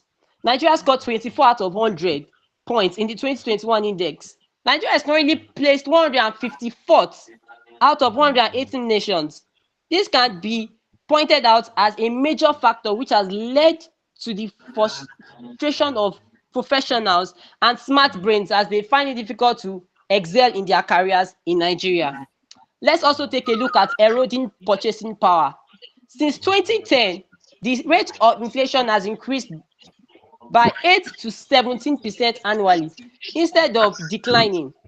The current inflation in Nigeria is pegged at a whopping 34.19% as of June 2024. For many, the ongoing depreciation of the naira and diminished buying power with rising prices similarly accounts and amounts to hustling backwards instead of forwards. They can only turn towards the outside world for solace. Last on our list for the root causes of mass migration is unreliable educational systems. In the previous 13 years, there have been 9 protracted strikes at public universities in Nigeria. Nigerians frequently consider education as the main route out of the country. Over the past 2 years, there has been a more than 500% increase in study visas granted to Nigerians. According to the UK government, despite their higher tuition costs, Nigerian students have significantly increased their enrollment at overseas universities in recent years, notably in the UK, Canada, and the US. Ladies and gentlemen, the highlighted causes has proven to have some impact on the Nigerian economy, and some of them include human capital flight. According to the World Health Organization, the cost of training one medical practitioner in an African nation ranges from $21,000 to $51,000 on average. Due to this outflow, Nigerians now has a doctor-to-patient ratio of 1 doctor to 9,000 people, which is significantly greater than the WHO recommended ratio of 1 doctor to 600 people. The effects go beyond only the loss of qualified healthcare workers. They also include a decline in tax income from the emigrated workforce and a loss of money spent on their subsidized public education. Secondly, we have the loss in potential economic growth. Given Nigerians' current economic trajectory, immigration pressure is likely to persist for a very long time. These highly compensated professional decisions to leave has the twin effect of eliminating their earning potential and the amount of taxes that should have been accrued to the home nation. A data from the International Migration Organization, IMO, shows that these values has actually impacted the Nigerian's GDP growth rate. And if nothing is done, this is going to really affect the economy's pulse. Secondly, we have the loss in potential economic growth. Giving Nigerians a current economic trajectory, as we've said, the amount of taxes that should have accrued to the home nation seems to be growing out of the country. Daniel, what other impacts do we have? Thank you very much, Babatunde. Increase in foreign remittance. The Nigerian in diaspora sent home a sizable amount of $25 billion in 2019, which is the same as 5% of Nigeria's GDP. It is important to note that remittances from people working abroad may have a beneficial impact on the nation's fiscal balance. Based on our research, we have some recommendations to tackle the impact of the mass migration on Nigerian economic development and growth. Moving forward, our first recommendation, which includes implementation of favorable prices. Speaking of favorable prices, until government exhibits a political will to address its root causes, the Japa syndrome will likely continue to exist in Nigeria. Addressing the ongoing inflation and devaluation of Nigerian currency is also vital to establish a more balanced and wholesome work dynamic. Stakeholders must look inward while working with lay down policies like the African Continental Free Trade Agreement, AFTA, to eliminate both these bottlenecks. Doing this will provide environments needed for businesses to thrive, increase employment, and drastically reduce poverty, and also boost economic growth and development. Joy, what other recommendations do we have? All right. Thank you so much, Daniel. The other recommendations we have include the Global Skill Partnership Model. The World Bank has recommended that migration be actively managed in the context of development by origin nation, including Nigeria.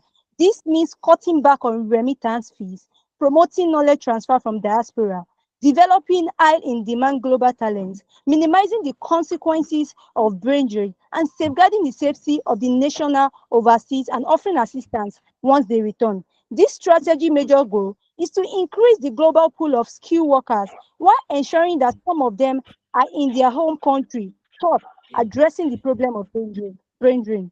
Also, we thought of the self-employment imperative. It is clear that self-employment is a potential antidote to unemployment, as the government alone cannot champion employment expansion. Closely accompanying this will be the creation of an enabling environment for micro, small, and medium enterprises, which are the pillars for economic development in industrialized and developed countries. This will lead to a 48% contribution in the national GDP and 68% to business and 84% to employment. Also, adapting to workplace trends. This ubiquity of technology and unified communication has made it possible to efficient work remotely from anywhere in the world. Many white-collar companies around the world made the work from home shift almost instantaneous in order to respond to the pandemic. So instead of fleeing to other countries, Nigeria can, through remote work, access global job opportunity suited for their skills and interests. For instance, freelancing platforms like Upwork and Peripheral, among others, offer tremendous opportunity to work from home anywhere in the world while still receiving awesome reward in foreign currency while you offer your value.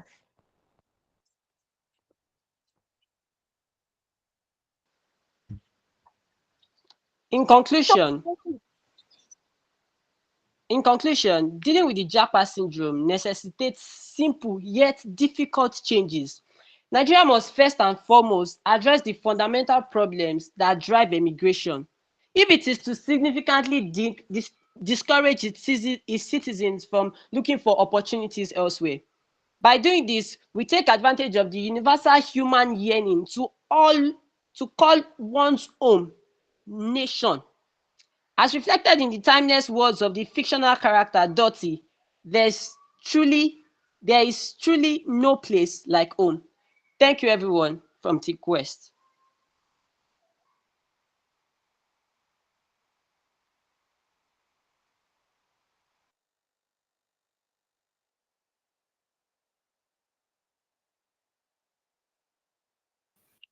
Thank you very much. Thank you very much, guys. You,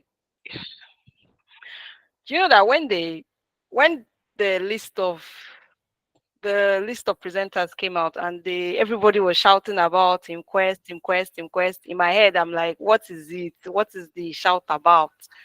But I think you guys have shown us why people are shouting about the thing. Yeah. Yeah. I won't say much, but I don't know. I know that Mentor Giwa joined us late, but I don't know if he's able to give some feedback, the little that I was able to see from the presentation.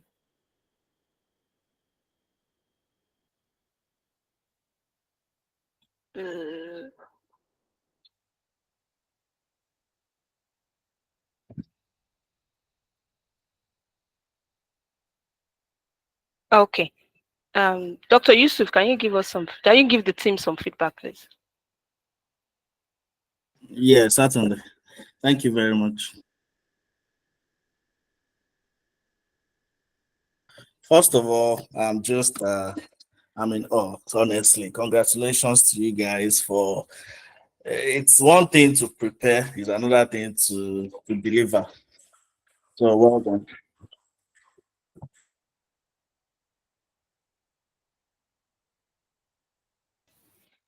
All right. Sorry, it was my baby.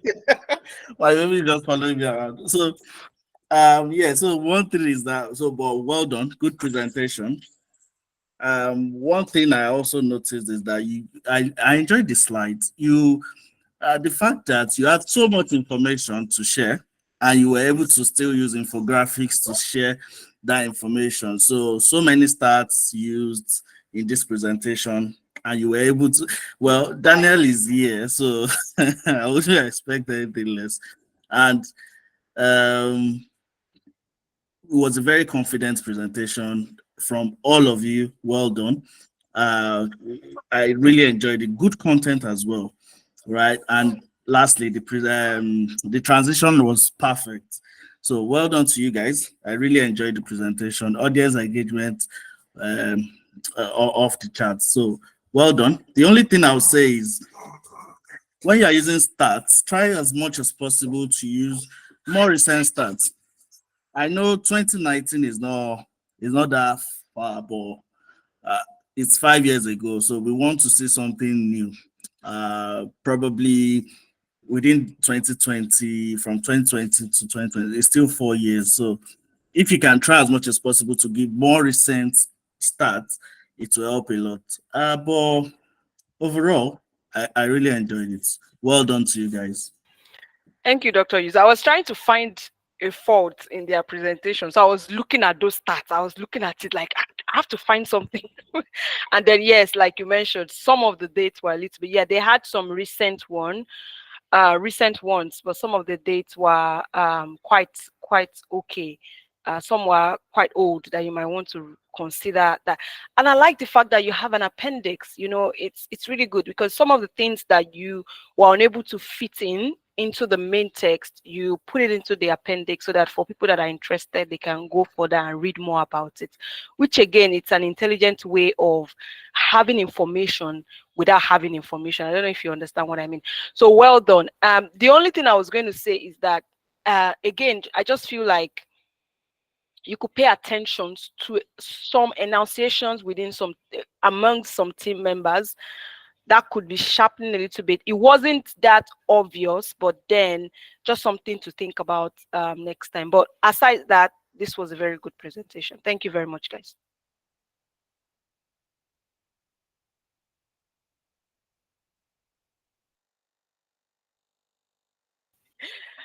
Daniel, we have seen your slide. Yeah, we have seen we've seen it. We've seen it. Yeah. Yes, thank you. Thank you very much. All right.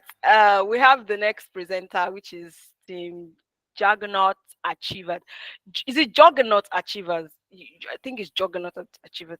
Please, guys, when I pronounce your team name wrong, just correct me, because when it comes to names, there are different ways people pronounce their names, or people pronounce names. Nouns generally are pronounced based on the way people want to pronounce it. So, where are they, our achievers? They're here. All right, nice, sweet. All right, I will start your time once you guys start. Who is presenting the slide? I'm the one presenting the slide. Okay, good. Yeah. All right. From the Boston influx of immigrants in the We are not seeing the slides yet. The slides are not coming up. Oh my, I'm very sorry. That's okay. Fine.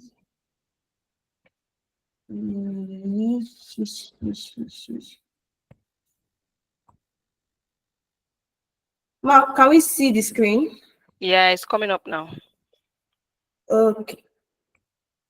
With the way things are going, I feel like this is going to be a tough call for the mentors. Very tough call, but fingers crossed. All right. All right. Good job. Yep. From the Boston influx of immigrants during the 1950s, where non-Nigerians made up about a significant portion of Lagos population, Nigeria has seen a dramatic shift. Today, less than 1% of the population are immigrants, as the nation has become one of the largest sources of immigration in Africa.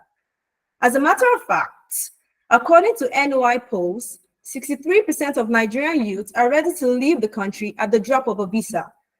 Apparently, the only thing keeping them here is mama's love and jollof rice. Now, I'm certain you are curious to know exactly what caused this shift in mass migratory patterns in Nigeria. Well, I have good news for you. Team Juggernaut Achievers is here to walk you through the evolution of mass migration in Nigeria. This amazing team of four, Promise Aguda, Kayode Orosonya, Joy Olufowora, and I, Peace Ayola, presents to you the story of a nation reshaped by its pursuit of opportunity, survival, and progress. Let's start from the colonial era. The British colonial administration introduced cash crops like cocoa, groundnut, and palm oil, which led to significant internal migration. People moved to regions where these crops were cultivated, seeking economic opportunities. Colonial infrastructure projects, such as railways and roads, facilitated easier movement and thus increased the rate of migration, leading to the development of urban centers for trade and employment. Shortly after independence, Nigerians were optimistic about the bright prospects of the nation. This led to increased internal migration as people sought to capitalize on new opportunities in urban centers. Had they known the conflict that lay ahead, they might have just stayed back in their home communities. The Nigerian Civil War came as a devastating shock. It caused significant internal displacement as people fled conflict zones, especially in the southeastern region. This time, they migrated in their masses for safety due to fear for their dear lives. A day follows every night, and the oil boom was the day that followed the night of the Civil War. The discovery of oil and the subsequent oil boom in the 1970s led to rapid economic growth and urbanization, particularly in oil-rich regions like the Niger Delta. Massive migration occurred as people moved to cities such as Lagos, Port Harcourt, and Warri for employment in the oil industry and related sectors. But then, in the 1980s, oil prices began to collapse like a pack of dominoes. It led to significant economic downturn, and this forced many Nigerians to migrate in search of better opportunities, both within the country and internationally. Plus, the implementation of the Structural Adjustment Program by the Nigerian government led to job losses and a decline in public services. The harsh economic conditions under the SAP intensified mass migration as people sought to escape poverty and find employment. All this happened between the colonial era to 1990. Do you want to know what happened afterwards? The mass migration between 1990 to 2010. The migration of 1990 to early 2010 has been caused by different happenings in the years. Number one, the political instability and repression under the successive military regime like coup d'etat in 1990 to 1992 led to a significant internal and international migration of people from the northeast to move to the south and other neighboring African countries. Secondly, ethnic and religious conflict like acceptability of the Sharia law and other religious laws caused internal displacement of people and migration. In addition, the rise of Boko Haram that started since the early 2000s till date and has been terror and conflict to some states like Maduguri, Kebbi, Katsina has spurred migration of people and their businesses to a safer place.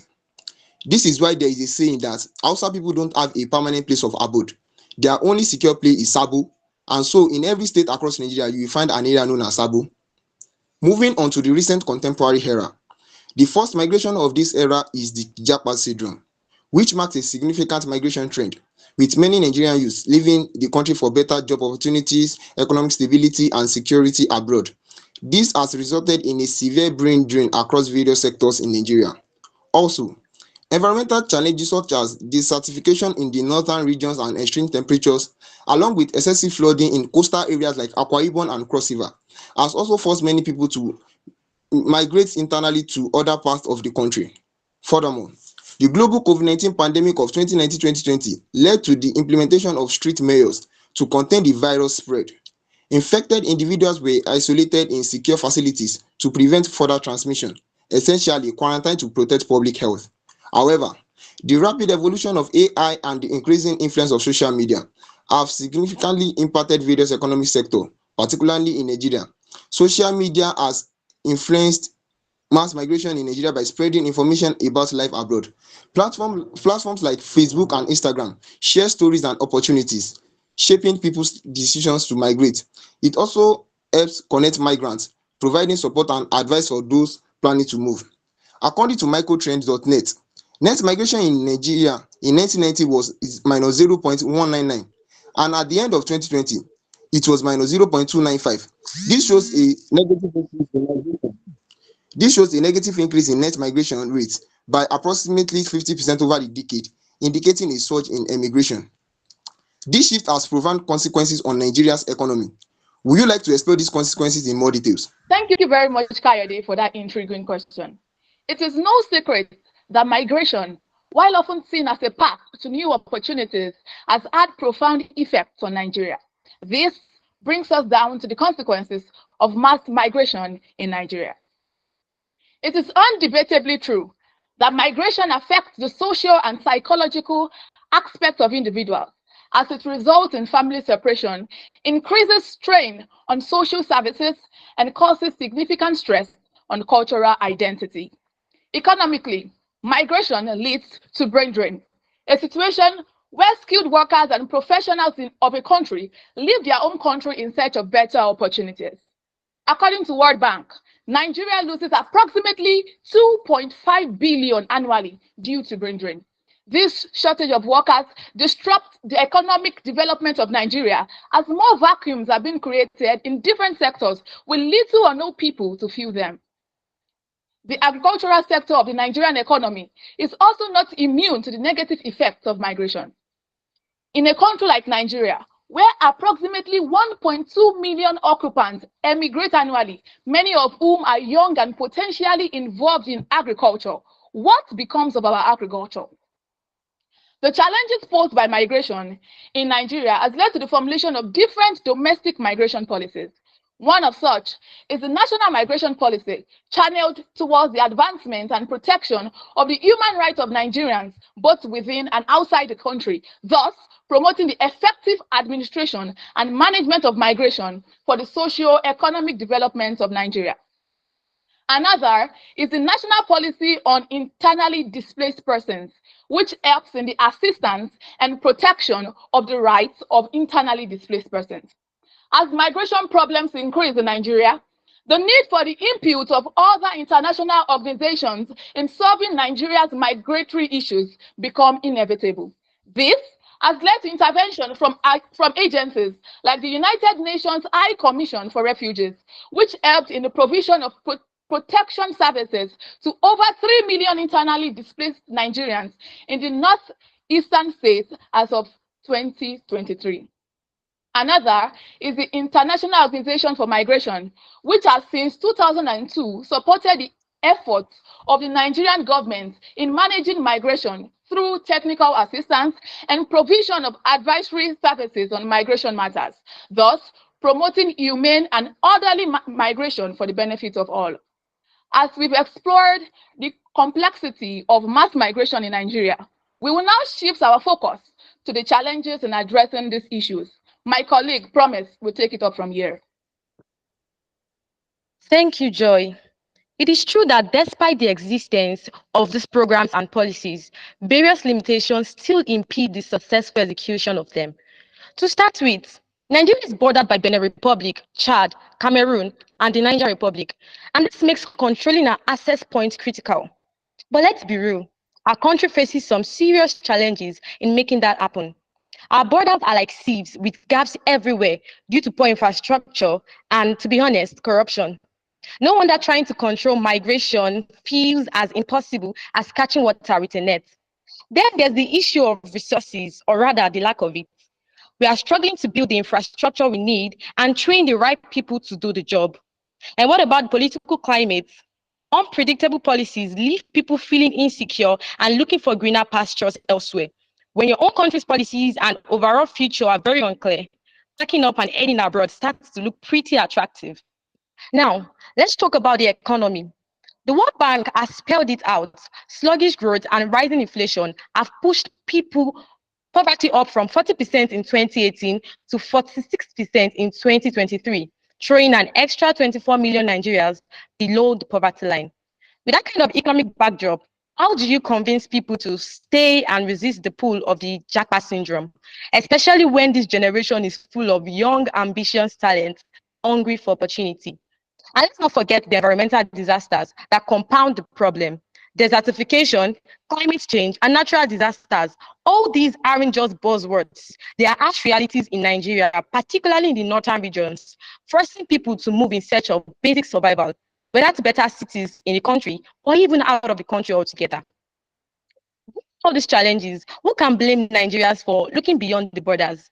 But we can't just hope people will stay. We need real, tangible change. And that change isn't out of reach. Our first step is to empower our border personnel with advanced tools like drones and satellite monitoring to help secure our borders efficiently. But we don't have to do this alone. By teaming up with ECOWAS, we can pool our resources and exchange critical intelligence. Now, imagine transforming our borders into thriving hubs of economic activity. By establishing special economic zones, we can attract businesses and create jobs in these regions. On the international front, Nigeria has the opportunity to negotiate strategic bilateral and multilateral agreements with countries like the UK and US that attract our migrants. This is to ensure safe legal pathways for migration while also guaranteeing that our citizens are treated fairly abroad. We can also draw inspiration from Germany's successful integration programs. By offering vocational training and education, we can equip our people with the skills they need to find opportunities right here in Nigeria. Of course, none of this can happen without financial accountability in the public sector. It's time to put an end to the wasteful spending and ensure that every naira is used wisely. Independent bodies like the Nigeria Extractive Industries Transparency Initiative must oversee government expenditures, especially in key sectors like the oil and gas and banking. Lastly, we can take a page from Canada's playbook in how they handle refugees, being the world leader in refugee settlements. By establishing or expanding resettlement programs, we can provide internally displaced persons and refugees with the housing, healthcare, and education they need to rebuild their lives and integrate into our society. I'm going to conclude by saying this. It's not just about keeping people in Nigeria. It's about making Nigeria a place worth staying in, a place where opportunities are bound, where security is strong, and where the future is something to look forward to. The challenges faced by Nigeria with mass migration are enormous, but not insurmountable. Real change is within our grasp, and with the right strategies, we can make it happen. Let's build a Nigeria where staying home is the best choice of all. Thank you for listening. Thank you very much, guys. Thank you. You guys are quite calm and captivating. Like it's yeah, it's a very good good pres- good calming presentation. And your calmness kind of like um charades the weaknesses in your presentation. You know, your calmness is kind of it sweeps someone off their feet. So I'm going to keep quiet now and I'll call on Mentor Sheyi. Please, can you give this team some feedback, please? Absolutely amazing. Let's ignore the feedback. I'm currently outside, but I really enjoyed this. I was going to shout out to Joy. I mean, I felt the fire. Promise well done as well. Um, sorry, who took the first beat as well? Just help me with the name. Who took the first? Who took the first? Yeah, Was that not? first part. Yeah. I think that was The Peace. first Yeah, Peace. Yeah, Yeah, was it Prosper? was Peace. Oh, Peace. Peace. Yeah, yes, yes. Well done to Peace as well. I mean, aside from the initial slide glitch, Mm-hmm. which was very obvious, these things happen. But I mean, Yeah. of course, I mean, you're probably going to get docked marks for those. But aside from that, it was really good. I liked the delivery. It was intense as Yeah. well. I Yeah. felt like you knew and you were convinced. You know, Mm. there's one thing to present and there's another thing to be convinced about your presentation. So I felt, I was convinced. And at some point, I had to, look at the slides and just because, you can also sell rubbish convincingly. So I had to make sure, this convincing argument was, going with the slides as well. But I was really impressed. I'll say well done. I mean, you would have been one of my best contenders today, if not for that, beginning glitch. But of course, you get your marks for all the jobs you did great. Okay. Thank you very much. Thank you, Mentor Sheyi. I think peace brought peace into the team. Dr. Yusuf, you have your hands up. Yes, I do. Thank you very much. I think Mentor Sheyi already spoke my mind, and I just wanted to say they are all strong presenters. It's like it's like a cheat to have peace, to have joy, to have promise. I really enjoyed the ending given by promise, the beginning by peace, joy, and who was the last person? They all presented really Kayode. well. Karaoke. It's even funny because imagine you having peace, then the Lord is promising you, added with added with joy, bringing in joy.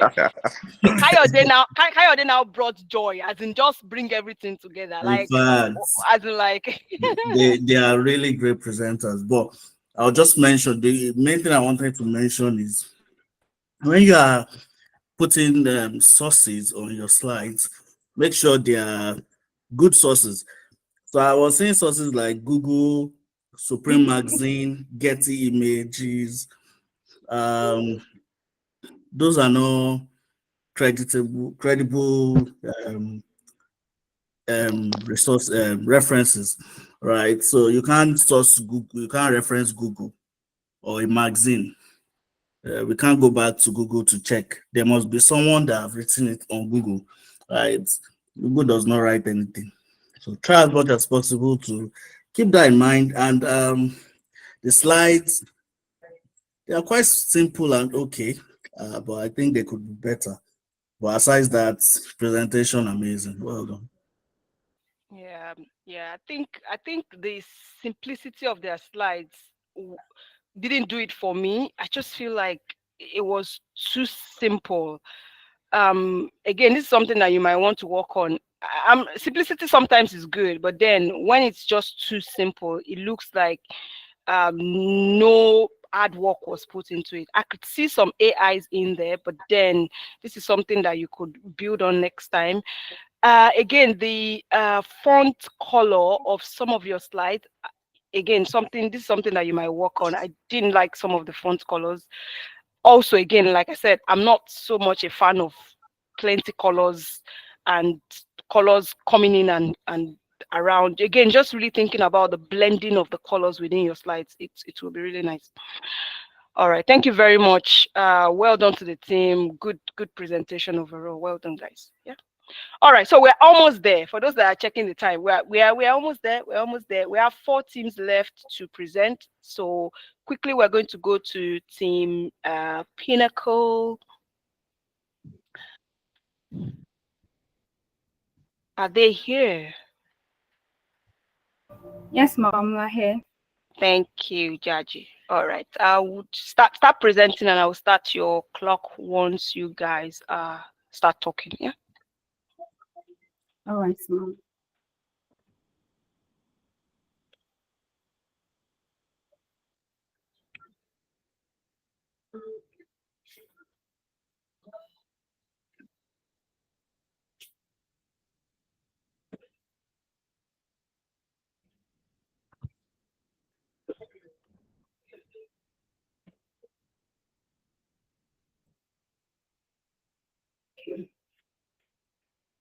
Dr. Adewa, an intellectual paragon and beacon of academic excellence, lectures in my department.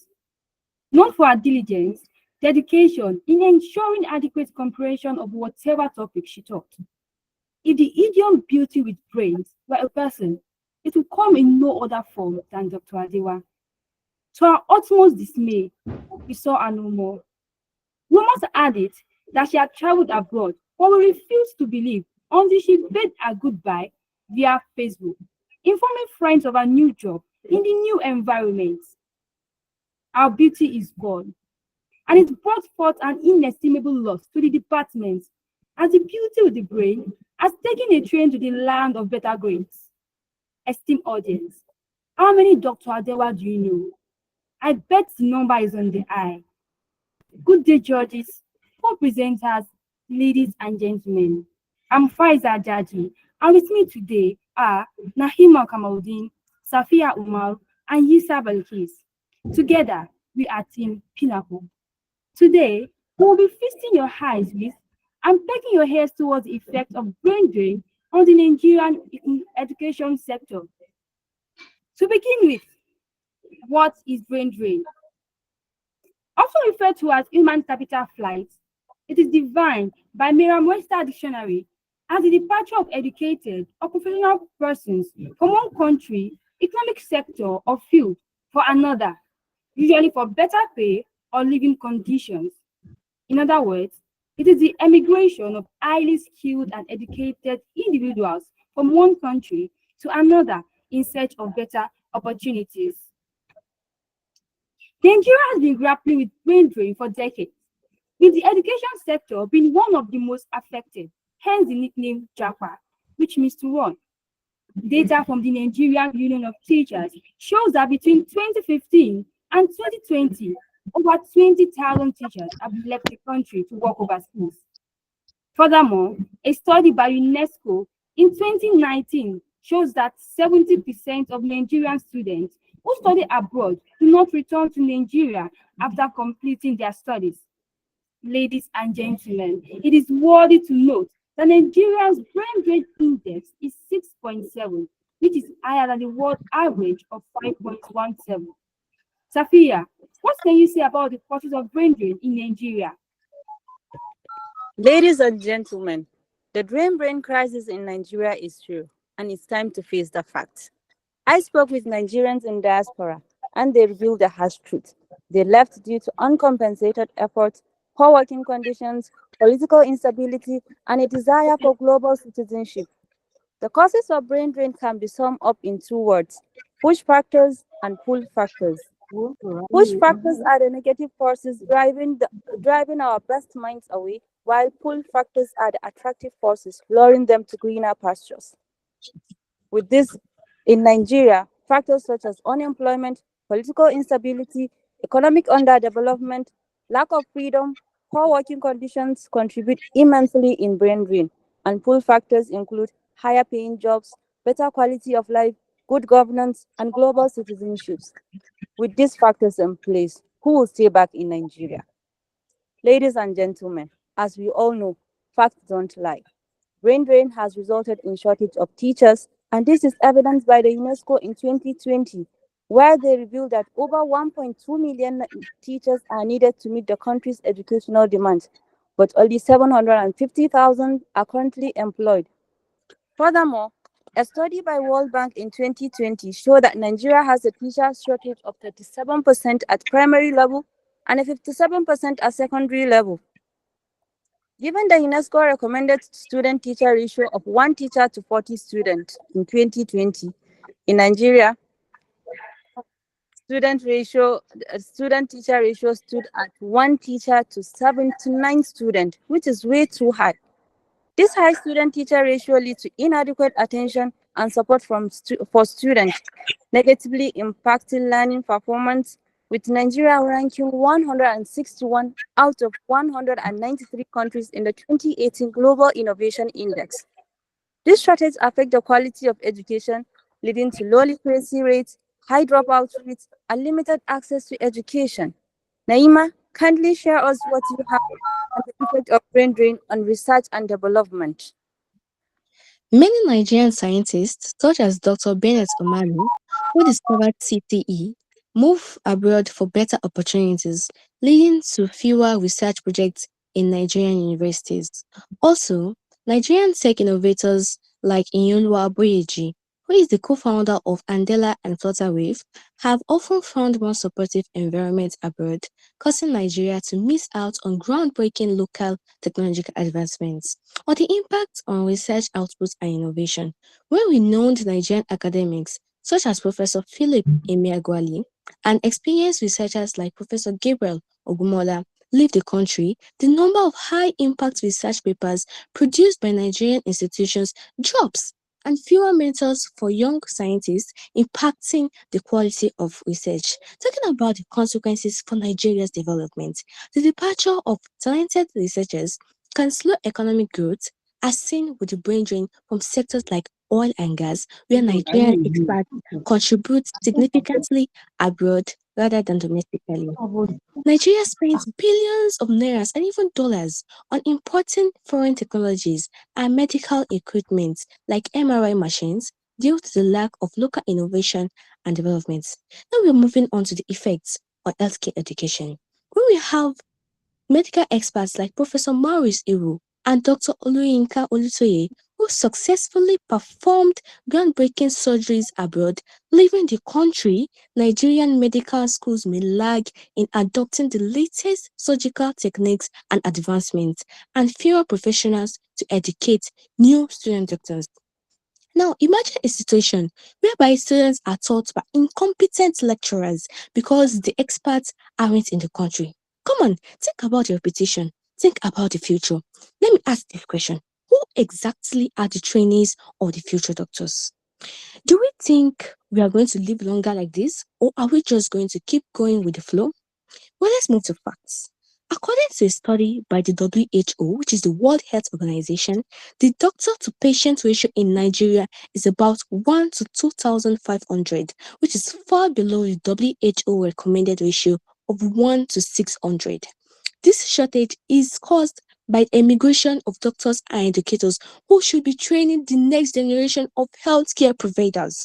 Now, what is the stance of public health? The emigration of healthcare professionals contributes to this poor public health metrics.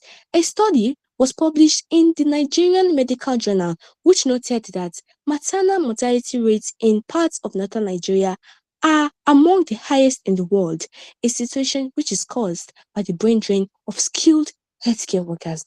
But kids, wouldn't you like to enlighten us on the effects of brain drain on the STEM education?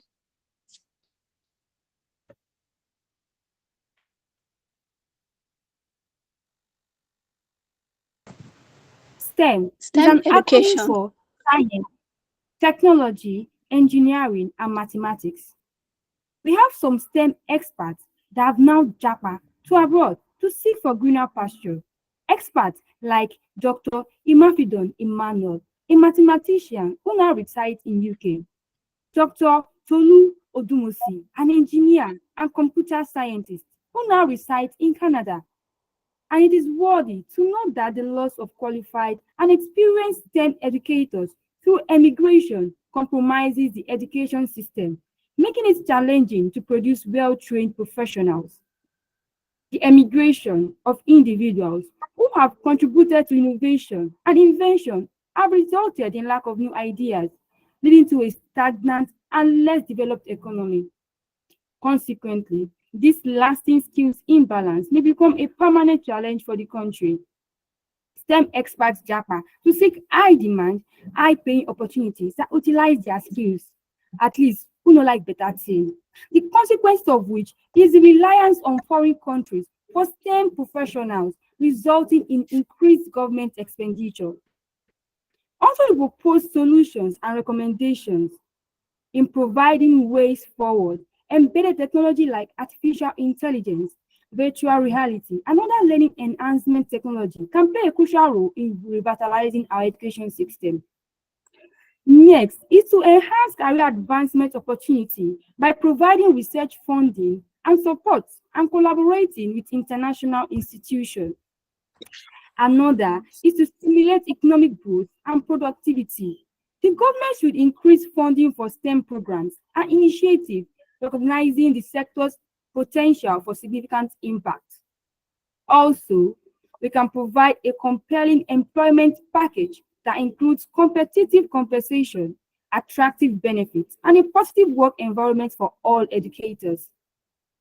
Additionally, to combat brain drain, the government should conduct a thorough analysis of the affected professions and implement tailored solutions to improve retention of these educators, such as increase in funds.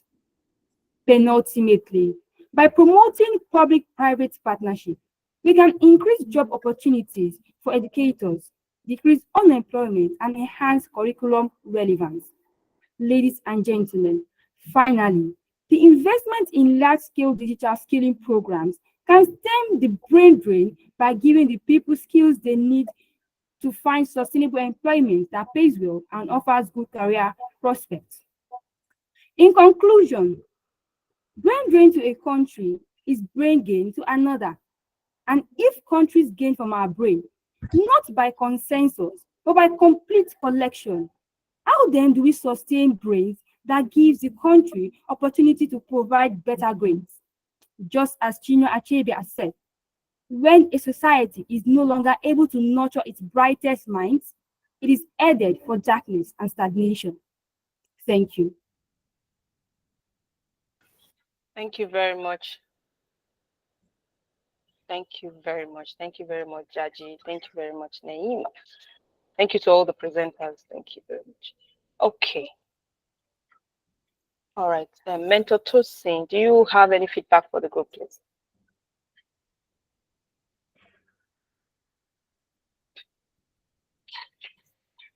Sorry, I was really distracted in this one. Oh, okay. That's fine. That's fine.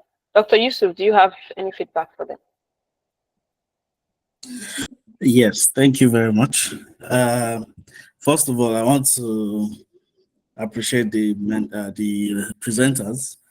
I enjoyed it because the voice was quite unique, and in fact, it sounded so similar that I was trying to keep track of who was actually talking. Was it Jaji? Or I suppose I felt it was even Faisal that was talking a lot until I realized, oh, it actually moved to Isa.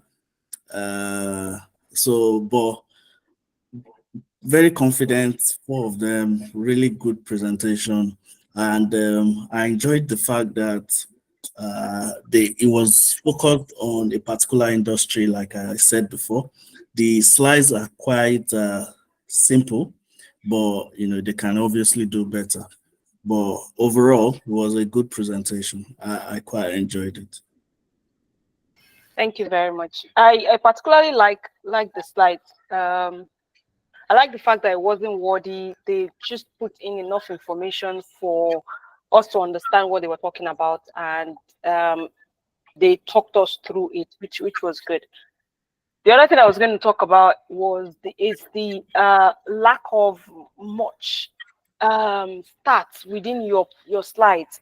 I know you made some references here and there, but it would have really been nice for, again, I always say this. So your slides should be enough on their own. Again, not wordy, but I don't know if you've seen people that post their slides online after a presentation or after a conference. They upload their slides on Google, and that's because those slides are enough to communicate what they need to communicate without having to be there to answer questions. Yeah, again, these are the things that you need to think about. That are my slides enough for me to teach someone or for me to communicate my ideas without having to be there to explain things further?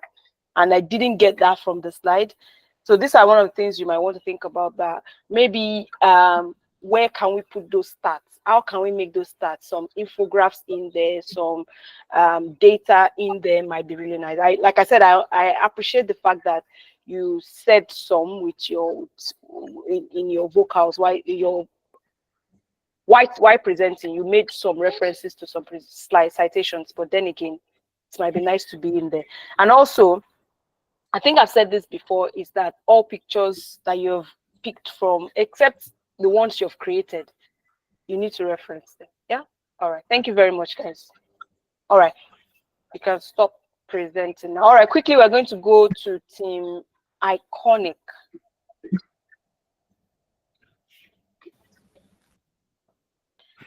And Naima, I just wanted to say this, so you'd be a good wife material, because even when you are angry, you still be cool, calm, and collected. I really like that. Like, very good. All right. Team Iconic, are you guys here? Yes, we are here. Good evening. Good, good. All right, you can start. You can start presenting now. You can start sharing your slides. Yeah.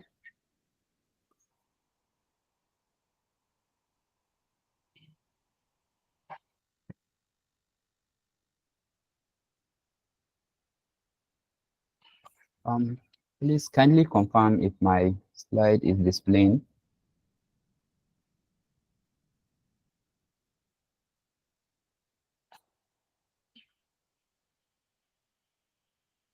Please kindly confirm if my slide is displaying. Yes, it is there. We can see it.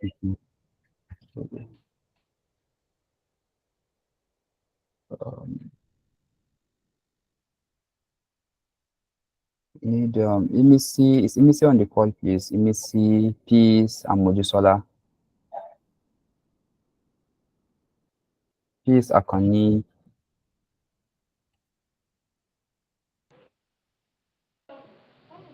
Yeah, Mojisola is present. Peace, Akoni, and then Imisi. Oh, yeah, everyone is here. So Imisi, on your count, I would start controlling the slides.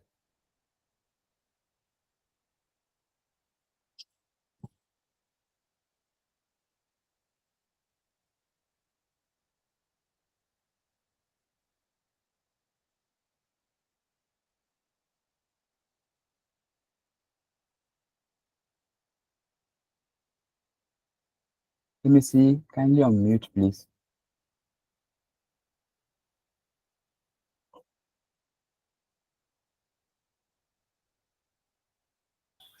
Okay, maybe there's a network issue with Timisi. Yeah. Okay. Do you want the next group to take over and give you guys? Exactly. All Yeah, right, we'll exactly. give you guys some time to Thank get you. yourself prepared. All right, Yeah, let great me stop minds. presenting. Great minds. Ah. Great minds. Are you guys here? No, ma, we can do it now. I'm sorry for the. Imisi, are you ready now? Yes, ma, it was network. I'm so sorry, ma. That's fine. Okay. Okay, All right. let me share my screen then. All right. All right. All right, thank you very much. So, Imisi, on your count, I would start sharing. Yeah. Okay, thank you. I'll begin now. Good day, everyone. So my colleague will be presenting on the topic mass migration in Nigeria, the impact of migration on Nigerian economy. The team consists of Peace Akoni, Mojisola Abiodun, Abdulwahab Lukman, and myself, Peace Shobi. We'll begin with the first slide by understanding the key terms which will be frequently mentioned in this presentation. Firstly, what is migration? Migration refers to the movement of people, with a migrant being someone who moves within or across international borders. Therefore, we can say an immigrant is a person who enters a country, while an emigrant is a person who leaves the country. Net migration is an important economic indicator which measures the difference between people entering and leaving the country. It significantly affects Nigeria's GDP, labor productivity, and economic development. According to the United Nations, migrants fill essential jobs in countries of destination and have much to contribute to their countries of origin through the transfer of remittances, knowledge, trade, and foreign direct investment. Moving on to the next slide. I'd like to emphasize the importance of the analysis of Nigeria's migration trends, which provide insights into population movement patterns, and it enables Nigerian policymakers to understand significant economic implications of migration. Our analysis reveals a negative increase in net migration rates over the years, with a significant shift from positive to negative rates in 1970 and 1980 up to 2017, respectively. The graph highlights a striking change in 1980, with a net migration rate higher than in 2017. Fast forwarding to 2023, Nigeria's net migration rate decreased to negative 0.21 per 1,000 population, with migrants comprising only 0.6% of the population, totaling 1.3 million. Interestingly, despite all these figures, you might wonder, how does it impact Nigeria? Note that despite the numbers, Nigeria has the lowest share of migrants compared to other West African countries. As we move on to the next slide, we'll explore the forecasted trends in Nigeria's migration patterns based on data from Statista to understand potential future developments. The graph shows that by 2050, the estimated net migration rate will increase to negative 0.16. This means that fewer people will be leaving the country and the rate of population decline through migration is slowing down. As people leave Nigeria, demand for foreign currency increases, impacting exchange rates and trade balances. I'd like you to note that fewer migrants means less remittances, which slows GDP growth and skills transfer. Although the country faces challenges like population decline and skills loss, it also benefits from remittances and cultural diversity. Thus, the extent to which migration trends impact the country depends on the volume of people moving in and out of the country and the reason for our previous analysis. As we explore this further, my teammate, Abdulwahab, will take us through the fascinating insights and data on how migration has impacted Nigeria's economy. Please welcome Abdulwahab. Thank you, Imisi. So obviously, the greatest gain that has accrued to Nigeria from international migration is the Nigeria diaspora remittances. As can be observed from the first chart on our slide, it began to matter in 2004 when Nigeria recorded a sharp jump from a whopping 2.27 billion US dollars to 14.64 billion US dollars in 2005. That could be attributable to the return to civilian rule and the CBN bank recapitalization policy of that period. And ever since then, the trajectory has been an upward one, save for 2020, that we observed a slight decline as a result of COVID-19 pandemic. The aftermath of COVID-19 has also seen an upward trend picking up from its previous trail of upward trajectory. Moving on, migrant remittance flows to Nigeria in 2023 alone was over 20.5 billion US dollars. That represented nearly 6% of Nigeria's GDP and also represented an approximately 2% year-on-year growth from the 2022 figure. It is worthy of note I mention here that in 2023 alone, migrant remittances translated to nearly 42% of the federal government budget of Nigeria. That also translated to 5 times the foreign direct investment flows that got into the country in the same period. Just to emphasize how huge and massive these remittances are, Nigeria's remittance inflows was also 4.5 times larger than the foreign aid Nigeria received in 2022. So now, what are the positive spillovers of this remittance? One, which is the most important, is poverty reduction. As often, recipient households often invest in activities that better their lives, such things as shelter and food. Next one, we have the foreign exchange stability. Often, these inflows come in dollar and foreign exchange currency denominations, and obviously, this will bring a balance in the demand and supply of dollar inflow and outflow of the country, thereby strengthening the currency of our country. And the next one, we have investment and economic growth. According to a PwC report, often migrant inflows that come into Nigeria are often shared in the ratio of 70 to 30, 70 going to consumption and 30 going to investment. This obviously translates to economic growth. Finally, we have human capital development. Studies have indicated that remittances that come into the country are often utilized by recipient households to invest and channel them into the education of their offsprings. In the long term, this would really solidify and develop the human capital base of the country. Now, beyond remittances, there are even more evidence to show that Nigeria reaps even more benefits from immigration and internal migration. According to the latest stats on the NBS site, in 2018 alone, Nigeria received a whopping 39 billion naira as local revenue generated from immigration services. Revenues from issue stops like passport issuance and verification.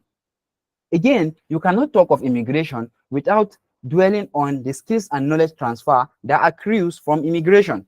Immigrants such as the Chinese, the Lebanese, the Indians bring in essential skills, filling gaps in sectors like healthcare, technology, and education. And over the course of their stay, training and mentoring takes place, thereby building and boosting the local workforce capabilities. When you talk of internal migration, the first thing that comes to mind is urbanization and economic growth. Nigeria's population is fast moving towards an urban one, with over 20% of urbanization rate from just 2000 to 2020, according to MBS stat. Urbanization obviously boosts sectors and brings productivity in areas such as services, manufacturing, and real estate. Finally, we have labor market flexibility. Often, internal migration takes place in a situation where regions where labor is in abundant supply move to regions where labor is in high demand. Obviously, that explains why Lagos, Kano, and Rivers attract many internal immigrants. And consequently, this helps to balance the labor supply, labor demand dynamics, and eventually boost productivity and economic output. Moving on, I would like to pass over to Mojisola, who is going to walk us through the other side of the coin, which is the cost that comes with migration in Nigeria. Mojisola, you're welcome. Thank you, Abdul Wahab. The economic cost of migration in Nigeria can be understood through three key dimensions. Number one, brain drain, which is also known as human capital flight. According to Kasu and Miller 2009, brain drain occurs when valuable human capital migrates from less affluent nations to wealthier ones, not only in search of better employment opportunities, but also for educational pursuits, which often leads to stagnation in the countries left behind. In Nigeria, the human flight and brain drain indicator stood at 6.7 in 2023, signaling a significant outflow of talent due to economic or political reasons. The economic costs of this brain drain are profound, and they include the depletion of human capital, which hinders economic growth and development. Brain drain also stifles innovation and competitiveness as Nigeria loses some of its brilliant minds. The loss of high-earning professionals, which are part of the surplus spending unit, also reduces overall consumer spending, which is the largest component of GDP, thus decreasing the GDP and affecting the Nigerian economy overall. Number two is the dependence or remittance. Remittances are the earnings repatriated by emigrant workers, and it plays a crucial role in the Nigerian's economy. The World Bank ranks Nigeria as the fifth highest remittance receiving country globally and the largest in sub-Saharan Africa. However, these remittances come with their own economic costs, which are high fees from remittance firms, which can be a burden for low-income workers. Number two, despite the fact that remittances provide a critical source of foreign exchange in Nigeria, they also make the economy to be more vulnerable to external shock, just as the increase in foreign exchange. Number three, it can also lead to increased consumption of imported goods, thus inflating their prices and appreciating the real exchange rates, which in turn harms Nigerian global competitiveness by reducing our exports. Lastly, is the labor market dynamics. The impact of mass emigration on the Nigerian labor market is also concerning. As skilled professionals leave, the labor supply shrinks, creating skill gaps and mismatches. This results in a reduction in the quality of services provided and a decrease in the productivity, which has contributed to the slowing GDP growth rate of Nigeria. These factors collectively illustrate the multifaceted economic challenges that migration presents to Nigeria. As we near the end of our presentation, Peace will summarize the key findings and takeaways. Over to Peace. Thank you, Mujisola. In conclusions, migration is a complex issue with profound economic consequences for Nigeria. Although it brings significant benefits such as remittances and foreign exchange earnings, the brain drain and other economic costs should not be overlooked. The solution lies in investing in Nigeria's future and building a thriving society. With that being said, our policy recommendations go thus. First, create opportunities within Nigeria. According to the World Bank, Kenya has successfully reduced its immigration rate by 3% within 5 years by investing in education and healthcare. The same approach can be adapted for Nigeria, given its diverse and rich human resources, which will lead to a healthier economy. The next one is to promote immigration by creating attractive opportunities. Just like South Africa introduced a, a homecoming revolution program, which has successfully attracted skilled professionals to return, thereby increasing their expertise and reducing the cost of brain drain. Nigeria can also facilitate this through programs like the Nigerian Diaspora Commission, establishing scholarships for foreign students to study in Nigeria, and offering incentives for businesses to hire skilled immigrants. The next one is to prioritize economic diversification. Developing a diversified economy with multiple industries can reduce reliance on remittances and increase stability. So Nigeria can reduce its dependency on oil alone and invest in other lucrative sector of the economy. Another one is to collect data and monitor migration pattern. By learning from Ethiopia's effort, Nigeria can collect data on migration and its causes. With this, the Nigerian government will be able to make use of the data-driven decisions to reduce the negative impact of immigration on the economy. The last point is to develop targeted policy. Nigeria can develop policies to protect vulnerable migrants, provide legal migration pathway, and increase cultural integration, which will reduce the negative impact of migration on the economy and society. We would like to end our presentation with a quote from Maria Fernandez, the 73rd President of the UN General Assembly. She said, and I quote, "We should not see migration as a problem. We should see migration for the positive benefit it brings." Thank you. Here are the sources we used for our research and to prepare this presentation on migration in Nigeria. Thank you all for listening. Thank you very much. Thank you. You are just right on time. So thank you. Well done. Okay, so I have some points that I've jotted down here.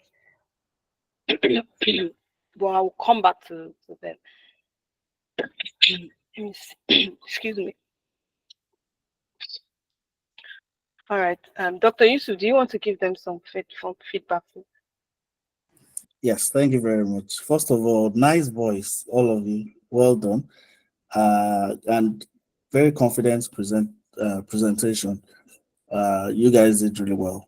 You kept me engaged from the beginning to the end, and I learned a lot from the from the presentation. The transition was amazing too, because I enjoyed how you moved from one presenter to the other. In fact, Peace, everyone, Lookman, you all presented really well. So well done. The best thing about this presentation, aside the confident presenters, the strong presenters, would be the slides. I don't know where you guys are really doing these slides from, but I love infographics generally. So the fact that you used that a lot to drive home your points is really good. And I can see some good sightings there and good use of references. But overall, I really enjoyed the presentation. Well done, guys. All right, thank you very much. Okay, so I'm just going to highlight some of the things that, again, I'll first of all acknowledge everything Dr. Yusuf has said. Good slide. Although personally, I find take this very good slides. Some slides were actually exceptional, but I find some a bit add a lot of words in there, which you can probably think about next time. Reduce the wordings on those slides. But I have some concerns that I was going to talk about. So I'm going to start with the recommendations. So you had a list of recommendations, but I always say this, yeah, when you're making recommendations, there has to be either a reference state where they've done those things and it has worked for them. So you could say some of these things are things that have been done in South Africa and it has helped them to do this and this and this. If adopted in Nigeria, don't just recommend things. They have to be a solid backing behind those recommendations. So these are some of the things that you might want to think about next time. Just really thinking about that. What are the sources of my recommendation? So again, what I'm saying is that it's not just alone about having a citation underneath, but then a reference state could help make your points much more solid. Also, Mojisola, I could hear you flip through pages while you were presenting. Again, just for your professional development, right? You can imagine if you are in a board meeting and you are presenting on it physically, obviously you won't have a book and be flipping through the book, yeah? So you might want to avoid this next time so that we don't hear you flip through pages. Maybe what you can do is use stickers instead. So you have stickers that you don't necessarily have to flip through. I write on stickers when I'm doing my presentation, so it helps me. The other thing I was going to say, although Peace corrected this when she was doing her presentation, was when Moji was presenting, she kept on saying things like number 1, number 2, number 3. Okay, so don't do that when you're doing your presentation. Peace did a better version where she said another recommendation would be, another thing would be. So you can highlight them instead of having to number them. That's what I'm trying to say. All right, those are the things that I picked out from the presentation. Aside that, you guys have good diction. I would say that I was really listening to see anything around that, but you guys had good diction. You had good presentation generally. Well done, guys. Yeah. So you can stop sharing. Thank you. Yeah, thank you very much. Okay, so we have 2 more teams to go. We're almost there. Thank you for everyone that started with us from the beginning and that stayed with us to the end. We are in hall. All right, the next team is Great Minds. Great Minds, are you here? Yes, we are. Excellent. So I would start your timer once you start talking. Yeah. Okay, let me just share my screen. Great.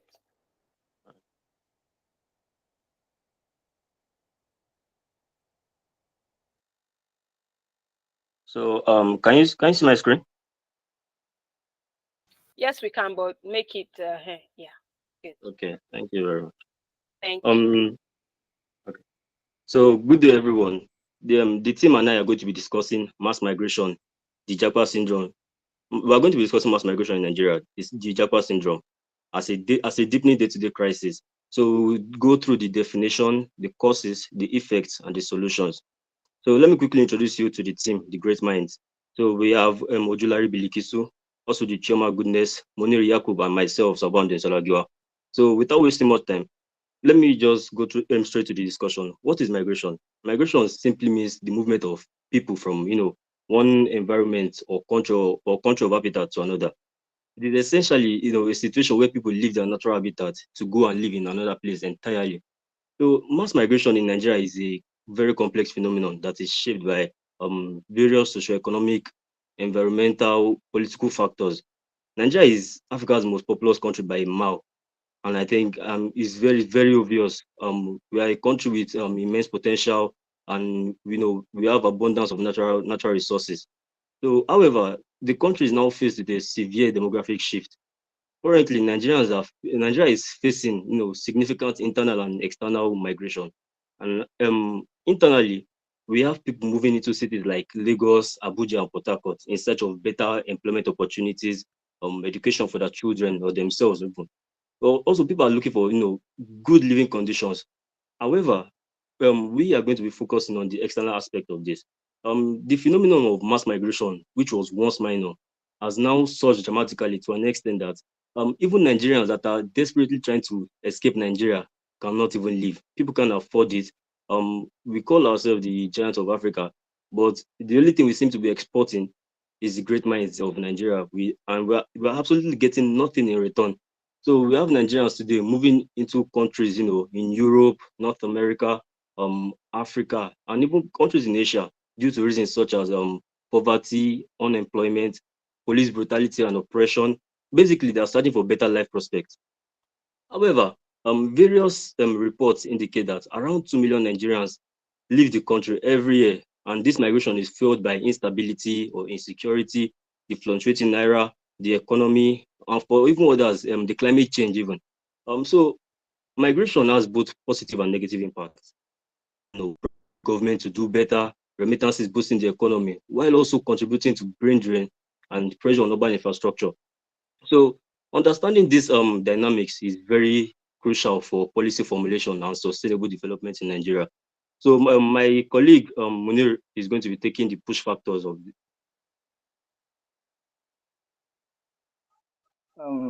Thank you very much, Sabwan.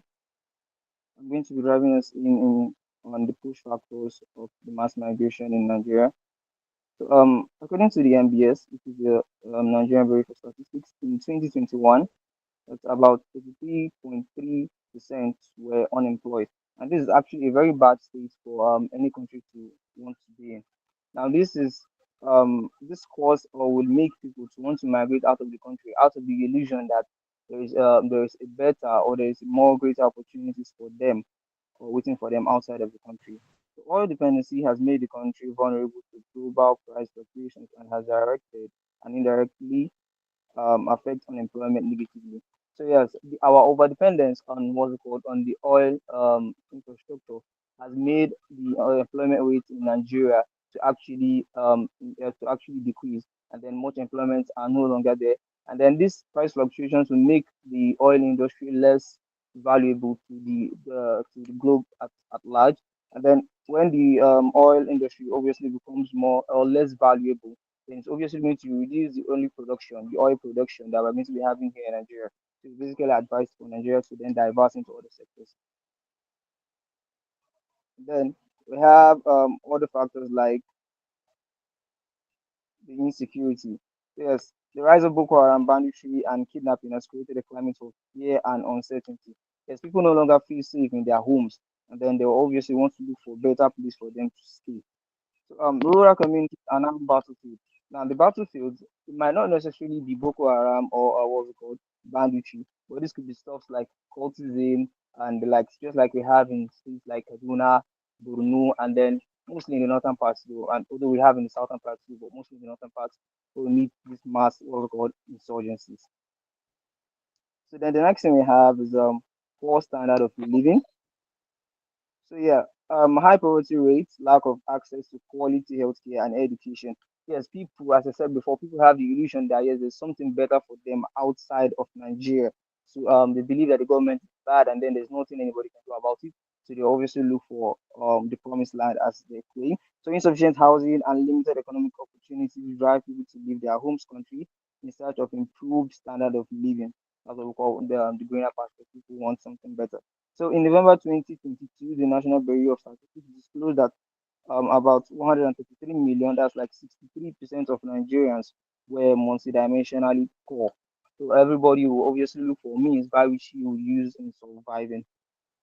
So yeah, another factor we have is the poor political climate. So when we don't have charismatic leaders or people who are patriotic, they'll do as it may deem fit for them, and then it might have a large impact on the economy without them even noticing. And then people will go for the greener pastures. So critical impediment to Nigeria's economic progress is political climate, as I said before, like the political structure of the country has become crippled.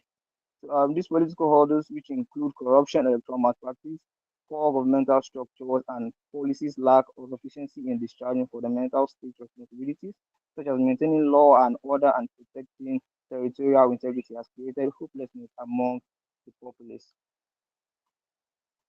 Now, this is purely a graphical representation of an average Nigerian who will keep thinking of how to get his daily 2K, how to feed, and most times not just for himself, but also for his family. So he's obviously also going to look for greener pastures, and we all believe or we have the illusion that this is outside of Nigeria. So lastly, the promises of better life abroad is a powerful magnet. Yes, most of the times one of the contributing factors to this might not necessarily be the government. Sometimes it might be our inner desires, or most of the times from what we see from the internet, which might not always be so. So additionally, the perception of greater safety and security in these countries is a significant motivator. To believe they are going to be safer in wherever they are going to. So the diaspora community plays a crucial role in facilitating migration, establish network, provide support and assistance. I'm going to be giving the stage now to my colleague, Bilkis, to take us more on the effects of mass migration in Nigeria. Thank you very much. All right. Thank you very much, Munir. Mass migration in Nigeria has both economic and human effects. From the economic aspect, mass migration leads to loss of revenue. I'll make the connection using a term in economics called the multiplier effect, and I'll explain this using an example. Assuming an individual has 7 customers, and let's say due to the hardship of the country, 2 of his customers decides to leave the country. His customers has reduced to 5, and his profits will be reduced by approximately, if you do the math, 29%. Mind you, these 2 customers does not only patronize this individual, they also patronize others. All things being equal, the profit of the other 2 shop owners has also reduced by the percentage in which those 2 customers contribute to their revenue. The continuation of this process is what is called the multiplier effect, and this will definitely have effects on the economy in the long run. As we all know, in economics, we'll deal with statistics. As seen on the slides, according to MBS, approximately $10 billion is lost to brain drain every year since 2010, and definitely this will have effects on the country's GDP and also cause a setback in the country's development. Checking from the human aspect, people who leave the country, especially females, are exposed to trafficking and sex labor. We've all heard of instances whereby young ladies would be promised jobs abroad, but when they get there, they will be forced into prostitution and trafficking. We've also heard of cases whereby young ladies in desperation to leave the country go through the desert and are being killed or sometimes eaten by wild animals. So as a team, we've come up with several solutions and recommendations that the government should adopt to reduce the effect of mass migration on the economy. And I'll have my colleague, Goodness, take us through that. Goodness, you have the floor, please. All right, thank you, Ojulari, thank you. Now, addressing the crisis in Nigeria, to stem this tide of mass migration, Nigeria must implement comprehensive and sustainable policies. Economic diversification is very essential to reduce dependence on oil and create new job opportunities. Investing in education, healthcare, and infrastructure is very crucial for improving this quality of life and creating a more attractive environment for the citizens. Also, strengthening the security forces and addressing the root causes of insecurity are paramount to restoring peace and stability. Good governance, transparency, and accountability are essential for rebuilding trusting government institutions. Furthermore, addressing crisis to mass migration, Nigeria must explore opportunities for diaspora engagement. Utilizing the skill and knowledge of Nigerian abroad can contribute to development through remittance, investment, and knowledge transfer. I make my conclusion by saying mass migration is a complex and multifaceted challenge facing Nigerians.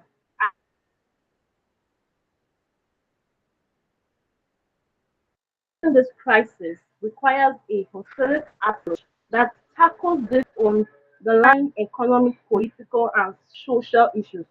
By investing in human capital, importing governance, and creating opportunity at home, with this, Nigeria can reduce the push factor and make a country more attractive place to live and work. Thank you very much for listening.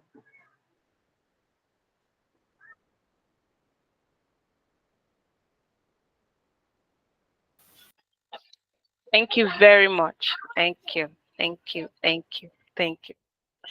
Okay. Great minds. All right. Okay. Dr. Yusuf, do you have some feedback for great minds? No, thank you very much, Dr. Ajumoke. The first thing I want to say is well done to the presenters. I could sense the energy. It was a powerful presentation. So well done. However, one thing I didn't like about the presentation, the main thing actually, which was really distracting, was the slides, the PowerPoint, the presentation slides. I didn't like it at all. First of all, I didn't even like the introductory slide. It was just words and it was too boring. And the background color is just something that it's just affecting my eyes, to be honest. So try to take note of the colors you use for background. Also, some of the slides were quite wordy, so you put too many words in there, and I was just reading it because it was distracting me from actually listening to. Was it Osuji that was Chioma that was presenting at that point? Or was he? Yeah, Munir. So it's when the slides are not really good, it affects the entire presentation. And again, in the slides, some words were spelled incorrectly. You spelled crisis incorrectly, and it was even bold, addressing the CRICSES. So I'm like, did you guys not look into this before submitting the slides? So you need a lot of work on your slides, a lot of work. So please, if you are going to take anything from this competition, make sure you can prepare really good slides at the end of the competition. I'll take note of your team for next presentation. I want to see a much better presentation slides, please. Also, the audience engagement was not quite there. It's one thing to use a low tone, but it's another thing to really engage the audience. All right, so carry us along. I did at some point.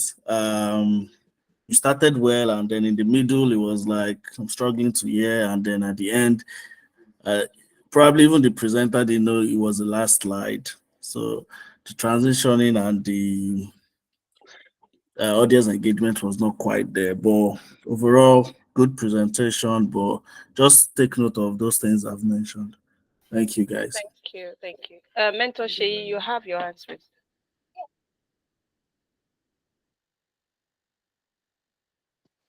Yes, thank you very much. I think Dr. Yusuf has said a lot. I agree. And I was actually going to point out one person in particular, Yakub. I felt it was a bit casual, your presentation. I didn't sense the fire. I mean, it seemed conversational. Not like you didn't know what you were saying, but it seemed like you were having a conversation. And I don't know. Some people sometimes tend to go that route when, maybe they're trying to, suppress anxiety. But you need to, it's a presentation, so you need to bring that presentation spirit. You need to be more vocal. Your demeanor has to be less conversational. I think somebody who was a standout for me actually was Bilikisu. I think she tried to save the team. Yeah, she brought some energy, and I actually had to look and get that name down because I felt that was bright spark. And the person who spoke after her as well, who ended it, I think I liked, your command. It can be better, but I felt like the slides as well, like Dr. Yusuf said, sometimes I found it a bit wordy. Sometimes I felt it was just hurriedly put together. But there's room for improvement anyway. That's all for now. Thank you very much. I will tell you this. I could see that individually, you guys are powerhouses individually.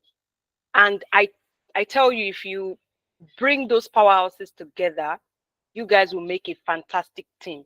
And I will tell you this, that when you guys were presenting, I was really listening, paying keen attention to you guys. And I see prospect in every presenter that this guy could do better, this girl could do a lot. But again, I don't know what happened. It's like the slide was done last minute because it showed in the way you've done it. You could, I don't know if you were here when other presenters were presenting, you could see the differences between your slides and the other slides that I've presented. So again, these are some of the things that you might take on board. Now I will tell you this, if you guys come together with the strength that you all have, you would make, because to be honest, your presentation was good. It was good. It was just the slide that wasn't doing it enough. So again, next time, try to work well on that slide and then come together as a team, and let's feel that chemistry within the whole team. Yeah, that would really push you guys forward. Thank you very much, great minds. Thank you. Thank you very much for the feedback. You're welcome. Yeah. All right, last team. Oh my God, we are there already. We're there. Team Essence. Where are you guys? Good afternoon, ma. Good afternoon. Good afternoon, Shemilore. All right. Yeah, I'll proceed to share my screen. Excellent.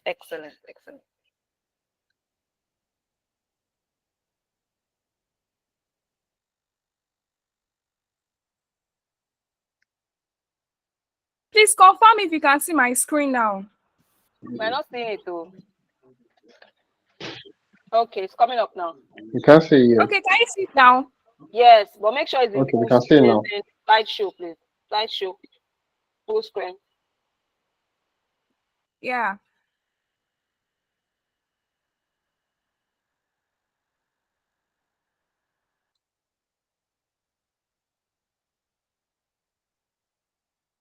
As of the second quarter of 2020, Nigeria's unemployment rate stood at 27.1%, according to the National Bureau of Statistics. By the end of 2021, this figure had increased to approximately 33.3%. This means that approximately 1 in every 3 Nigerians capable of working is without a job, highlighting a significant economic challenge with far-reaching social consequences. Good day, everyone. My name is Oluwashemilore Idowu, a team member of Team Essence, together with my teammates, Chioma Adekoya.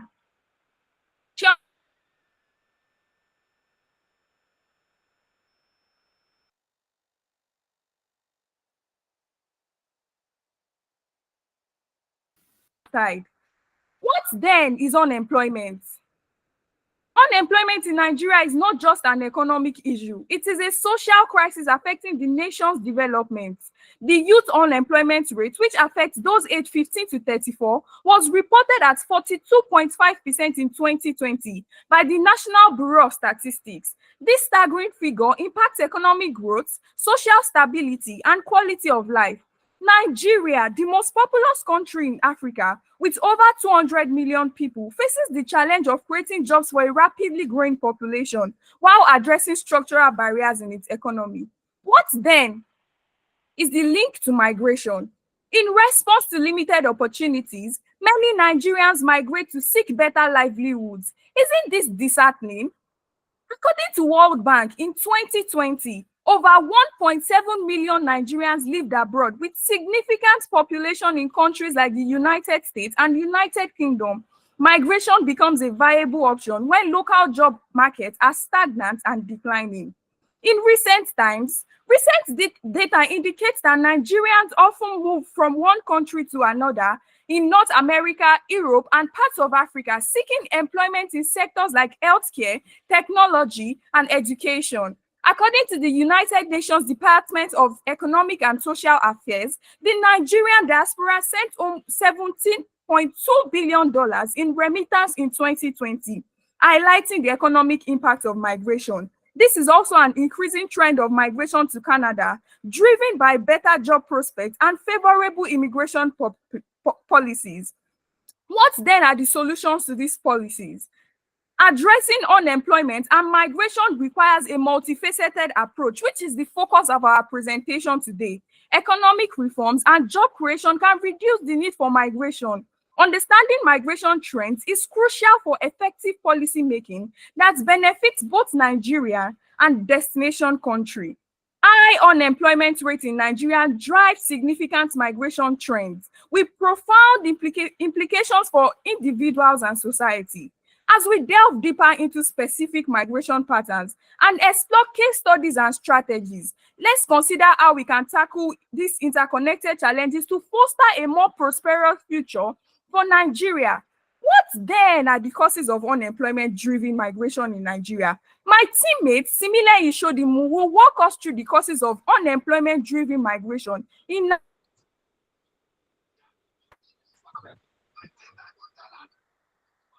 Thank you, Shemilowe. In Nigeria, rising unemployment is a key driver of migration, especially among the youth and educated individuals. This high joblessness, particularly in urban settings and among the educated, compels many Nigerians to seek opportunities abroad, contributing to brain drain and hindering national development. There are several factors causing migration in Nigeria due to unemployment. The first factor is declining economic conditions. Nigeria's economic decline is marked by high inflation, currency instability, inconsistent policies, and deteriorating investment climate. These issues force businesses to scale back, relocate, or close, leading to increased unemployment. For instance, the Manufacturing Association of Nigeria, MAN, reported that 767 manufacturing companies shut down, while 235 others faced distress in 2023. The sector's capacity utilization fell to 56%, with 350 billion naira in unsold inventory.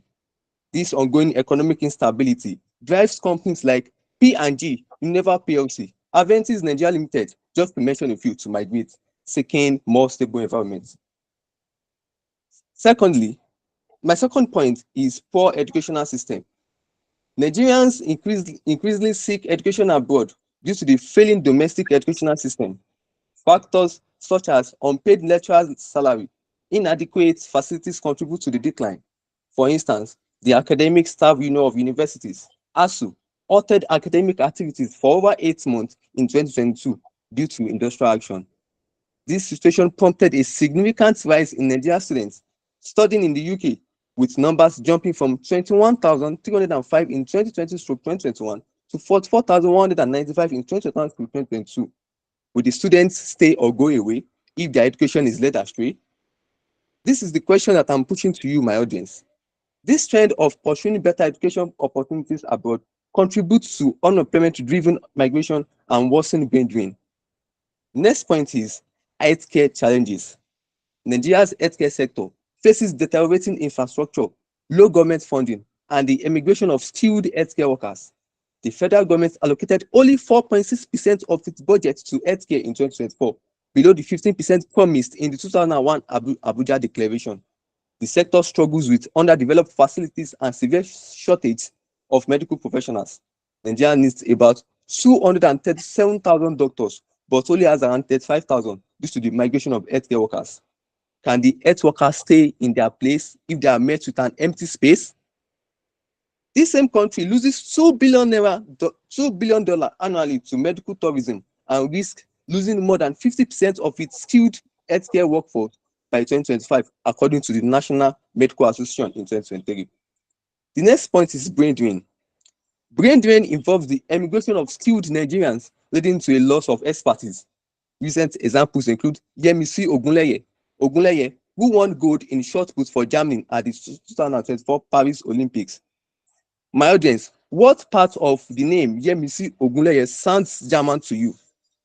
Another athlete is Annette Echikuwoke, who switched from representing Nigeria to winning silver for the US due to an administrative error by the Athletic Federation of Nigeria. With what happened, do you think talent will remain in our domain or they will continue living for a brighter gain?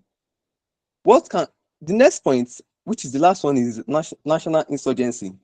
Since transitioning to civil rule in 1990, Nigeria has faced persistent conflict from insurgent groups and criminal gangs, including Boko Haram, bandits, and Fulani herdsmen. Just of recent, according to ICPC in 2023, Nigeria loses 700 billion naira to bandits. While as of yesterday, bandits were seen on TikTok doing giveaway for Nigerians. Has this country turned to a joke like that? Insurgencies have destroyed infrastructure and disrupted economic activities, leading to widespread unemployment. This instability drives many Nigerians to migrate in search of safety and better opportunities. What can we do to address the root causes of unemployment-driven migration in Nigeria? My colleague Choma will elaborate on the solutions to unemployment-driven migration in Nigeria. Thank you so much, Timmy. It is no news that industry professionals have left Nigeria to foreign countries in the quest for better employment opportunities. But imagine this: you are a successful professional living abroad, and suddenly, the Nigerian government offers you a deal to return to Nigeria with the promise of a top-notch job, a house to your name, and also funding for all your research projects. I can guess that some people are already saying they play. This obviously sounds too good to be true. But guess what? This is the reality in China. In 2008, China launched the 1,000 Talents Plan to lure their brightest minds in the industry back to their home country.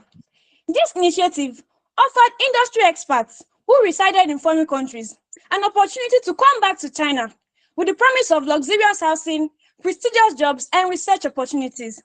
If China can turn the tide of migration, why not Nigeria? Here are some pathways to stem the tide of unemployment-driven migration. Firstly, entrepreneurship and innovation. Support should be given to small and medium-sized entities through grants, lower interest loans, and incubation programs. According to a report by Enhancing Financial Innovation and Access, Nigeria has over 39.6 million SMEs, which employs about 84% of the country's labor force. So why not invest in SMEs? Next, improving education and skills development. A 2023 World Bank report highlights that Nigeria has a youth unemployment rate of over 53%, and this is largely due to mismatch between education and the job market. By incorporating vocational training and digital skills into the educational curricula, this gap can be largely reduced. Next is economic diversification. The success of Nigeria's fintech sector, which is now a leading industry in Africa, has shown that investing in technology can reduce the push factors for migration.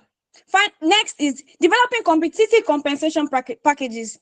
A survey by the African Union showed that better job opportunities and higher salaries abroad are primary reasons for migration. Why not?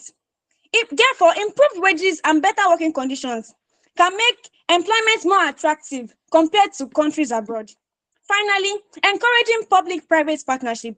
The government can collaborate with private firms to build infrastructure projects, which creates jobs and spurs economic growth. As a way of implementation, we see that the Lagos State government has partnered with private firms in constructing the Lekki Free Trade Zone, which has attracted over $12 billion investment and created thousands of jobs. By implementing these strategies, more opportunities can be created in Nigeria, thereby mitigating the adverse effects of unemployment-driven migration.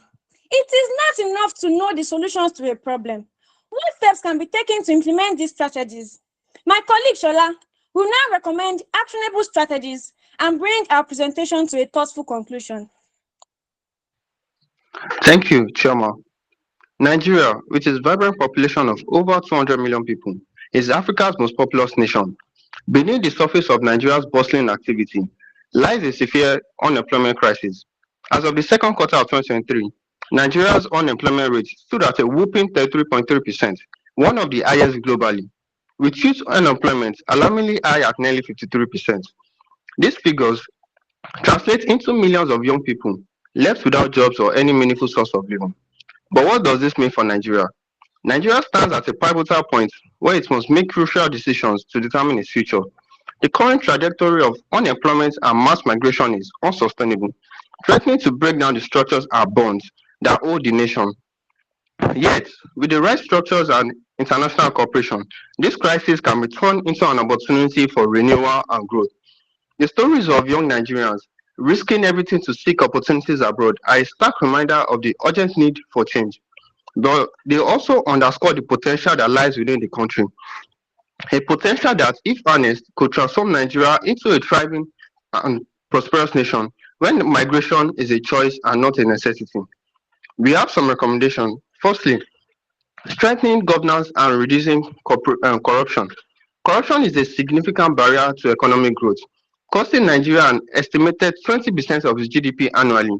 Strengthening governance through anti-corruption measures can help create a more attractive environment for both domestic and foreign investments, which is crucial for job creation. Another is fostering international collaboration. International cooperation is crucial for managing migration and enhancing workforce skills. Bilateral agreements like the one between Nigeria and Germany, which has provided vocational training to over 10,000 Nigeria youths since 2019, should also be expanded. Additionally, creating more legal pathways for migration could help reduce the number of Nigerians resulting to dangerous and irregular migration routes. Lastly, government policies supporting small and medium enterprises (SMEs) is essential for job creation and economic growth in Nigeria. SMEs account for 96% of the businesses in Nigeria and also employ about 84% of the country's labor force, according to the National Bureau of Statistics. Despite the struggles SMEs face with access to finance and a lack of support from the government, limiting their ability to expand and create jobs. To address this, the government should implement policies that provide easier access to credit for SMEs, such as lowering interest rates on loans and offering government-backed guarantees. Additionally, simplifying the regulatory environment can help SMEs thrive. Establishing business incubators and providing tax incentives for startups in key factors like technology, agriculture, and manufacturing could also stimulate job creation. Conclusively, Nigeria in our current state is at a critical point where urgent action is needed to address the unemployment crisis, especially among the youth. With millions of young people jobless, the situation threatens the country's stability and future. With these steps, the government can help create a future where young Nigerians have real opportunities within their own country, reducing the need to seek better lives elsewhere. Now is the time for the government to take decisive action, turning this crisis into an opportunity for growth and stability in Nigeria. Remember, every 1% increase in youth employment can lead to a 2% decrease in migration. As Martin Luther King Jr. once said, I have a dream. Let us dream of a world where migration is a choice and not a necessity. Thank you.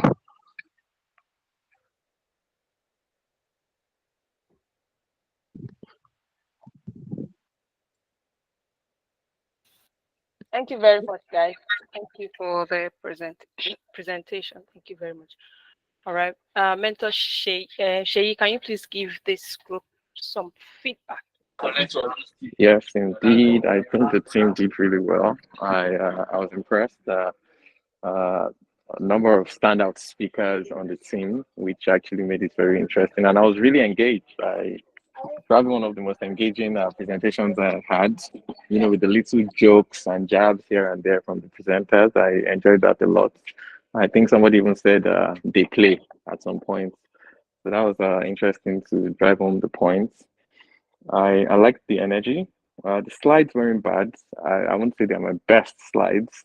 I felt, I think like Dr. Osanya, I'm also a very big fan of infographics. So that helps a lot. That elevates, it helps a lot, to be honest. If it's something you can learn along the line, it's, improves the aesthetics of your slides.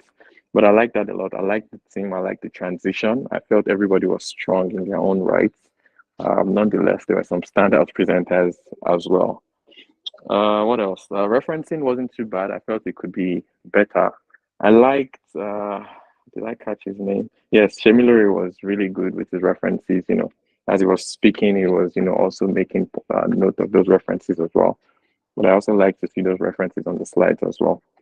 I think I'll stop at this point. But overall, well done. Definitely one of the strongest contenders. It seems like we've just been leaving the best for last. So I'm definitely excited about this proposal. Personally, I like the fact that you guys paid attention to your citations while presenting.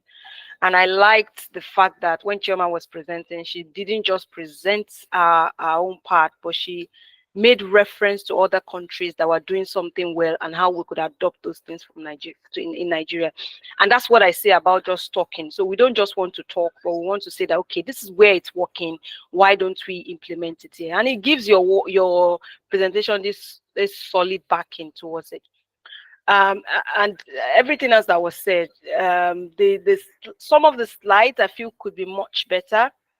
Like in the introductory slide could be a little bit much better. I like the color. The color used was calm and subtle, and I liked it. Again, it was just blue. It was different shades of blue, but it was blue and it worked well. Even the pictures that you put in there, they worked well because they had that shade of blue and they fitted well to the font of your background presentation, which I like.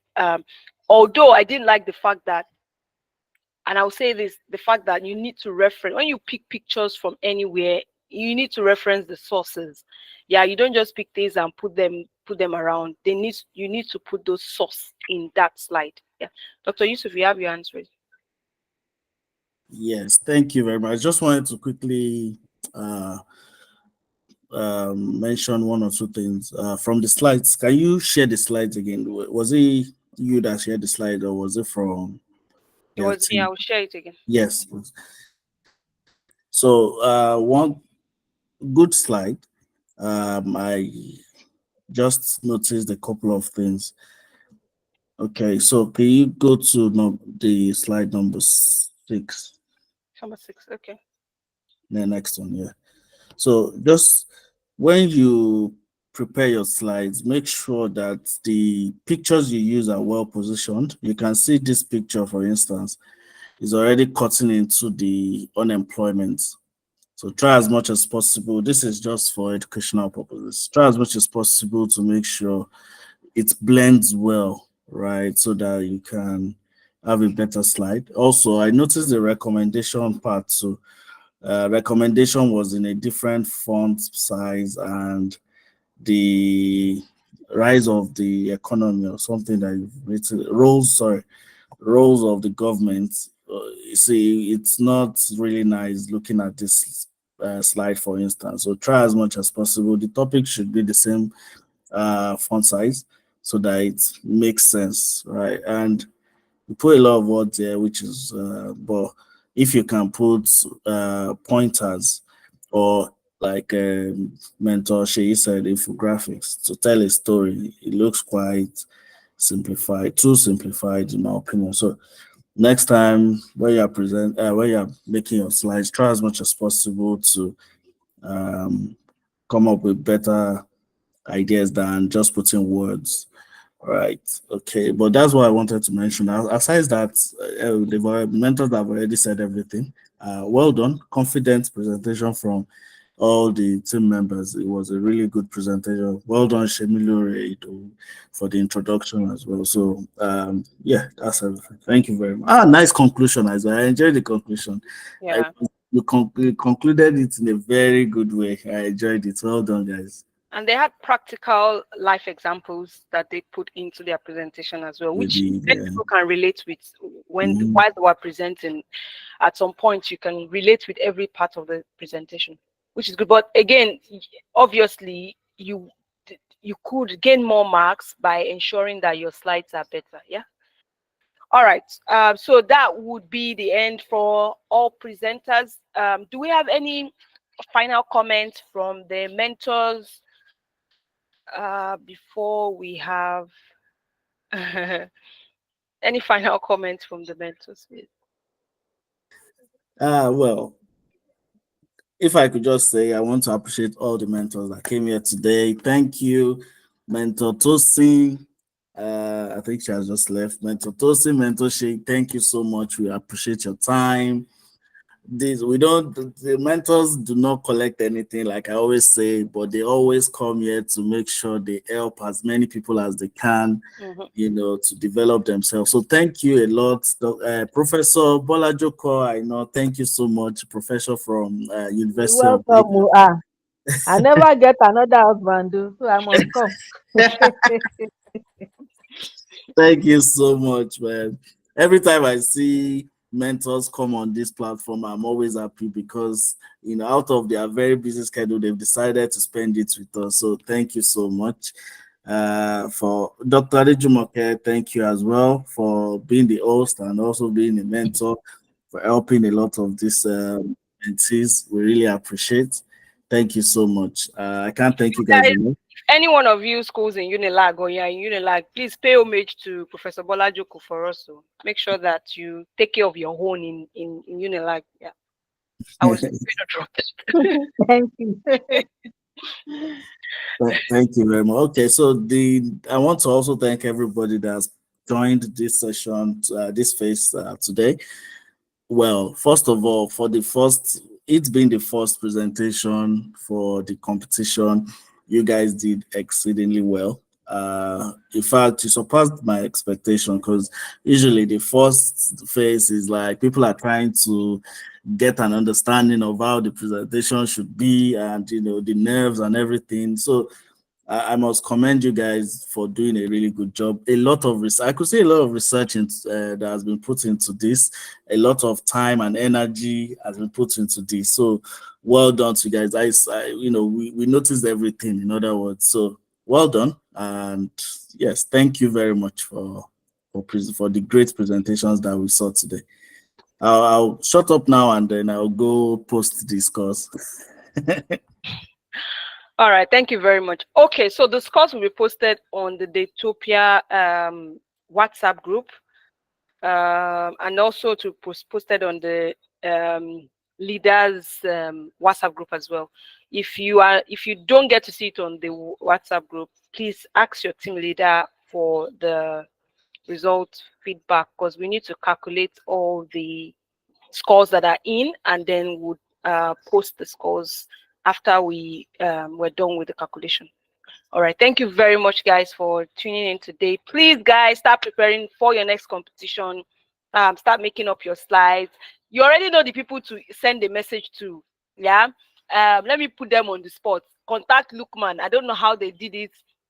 Contact Abioye. All those guys that went overhead to do, great slides here.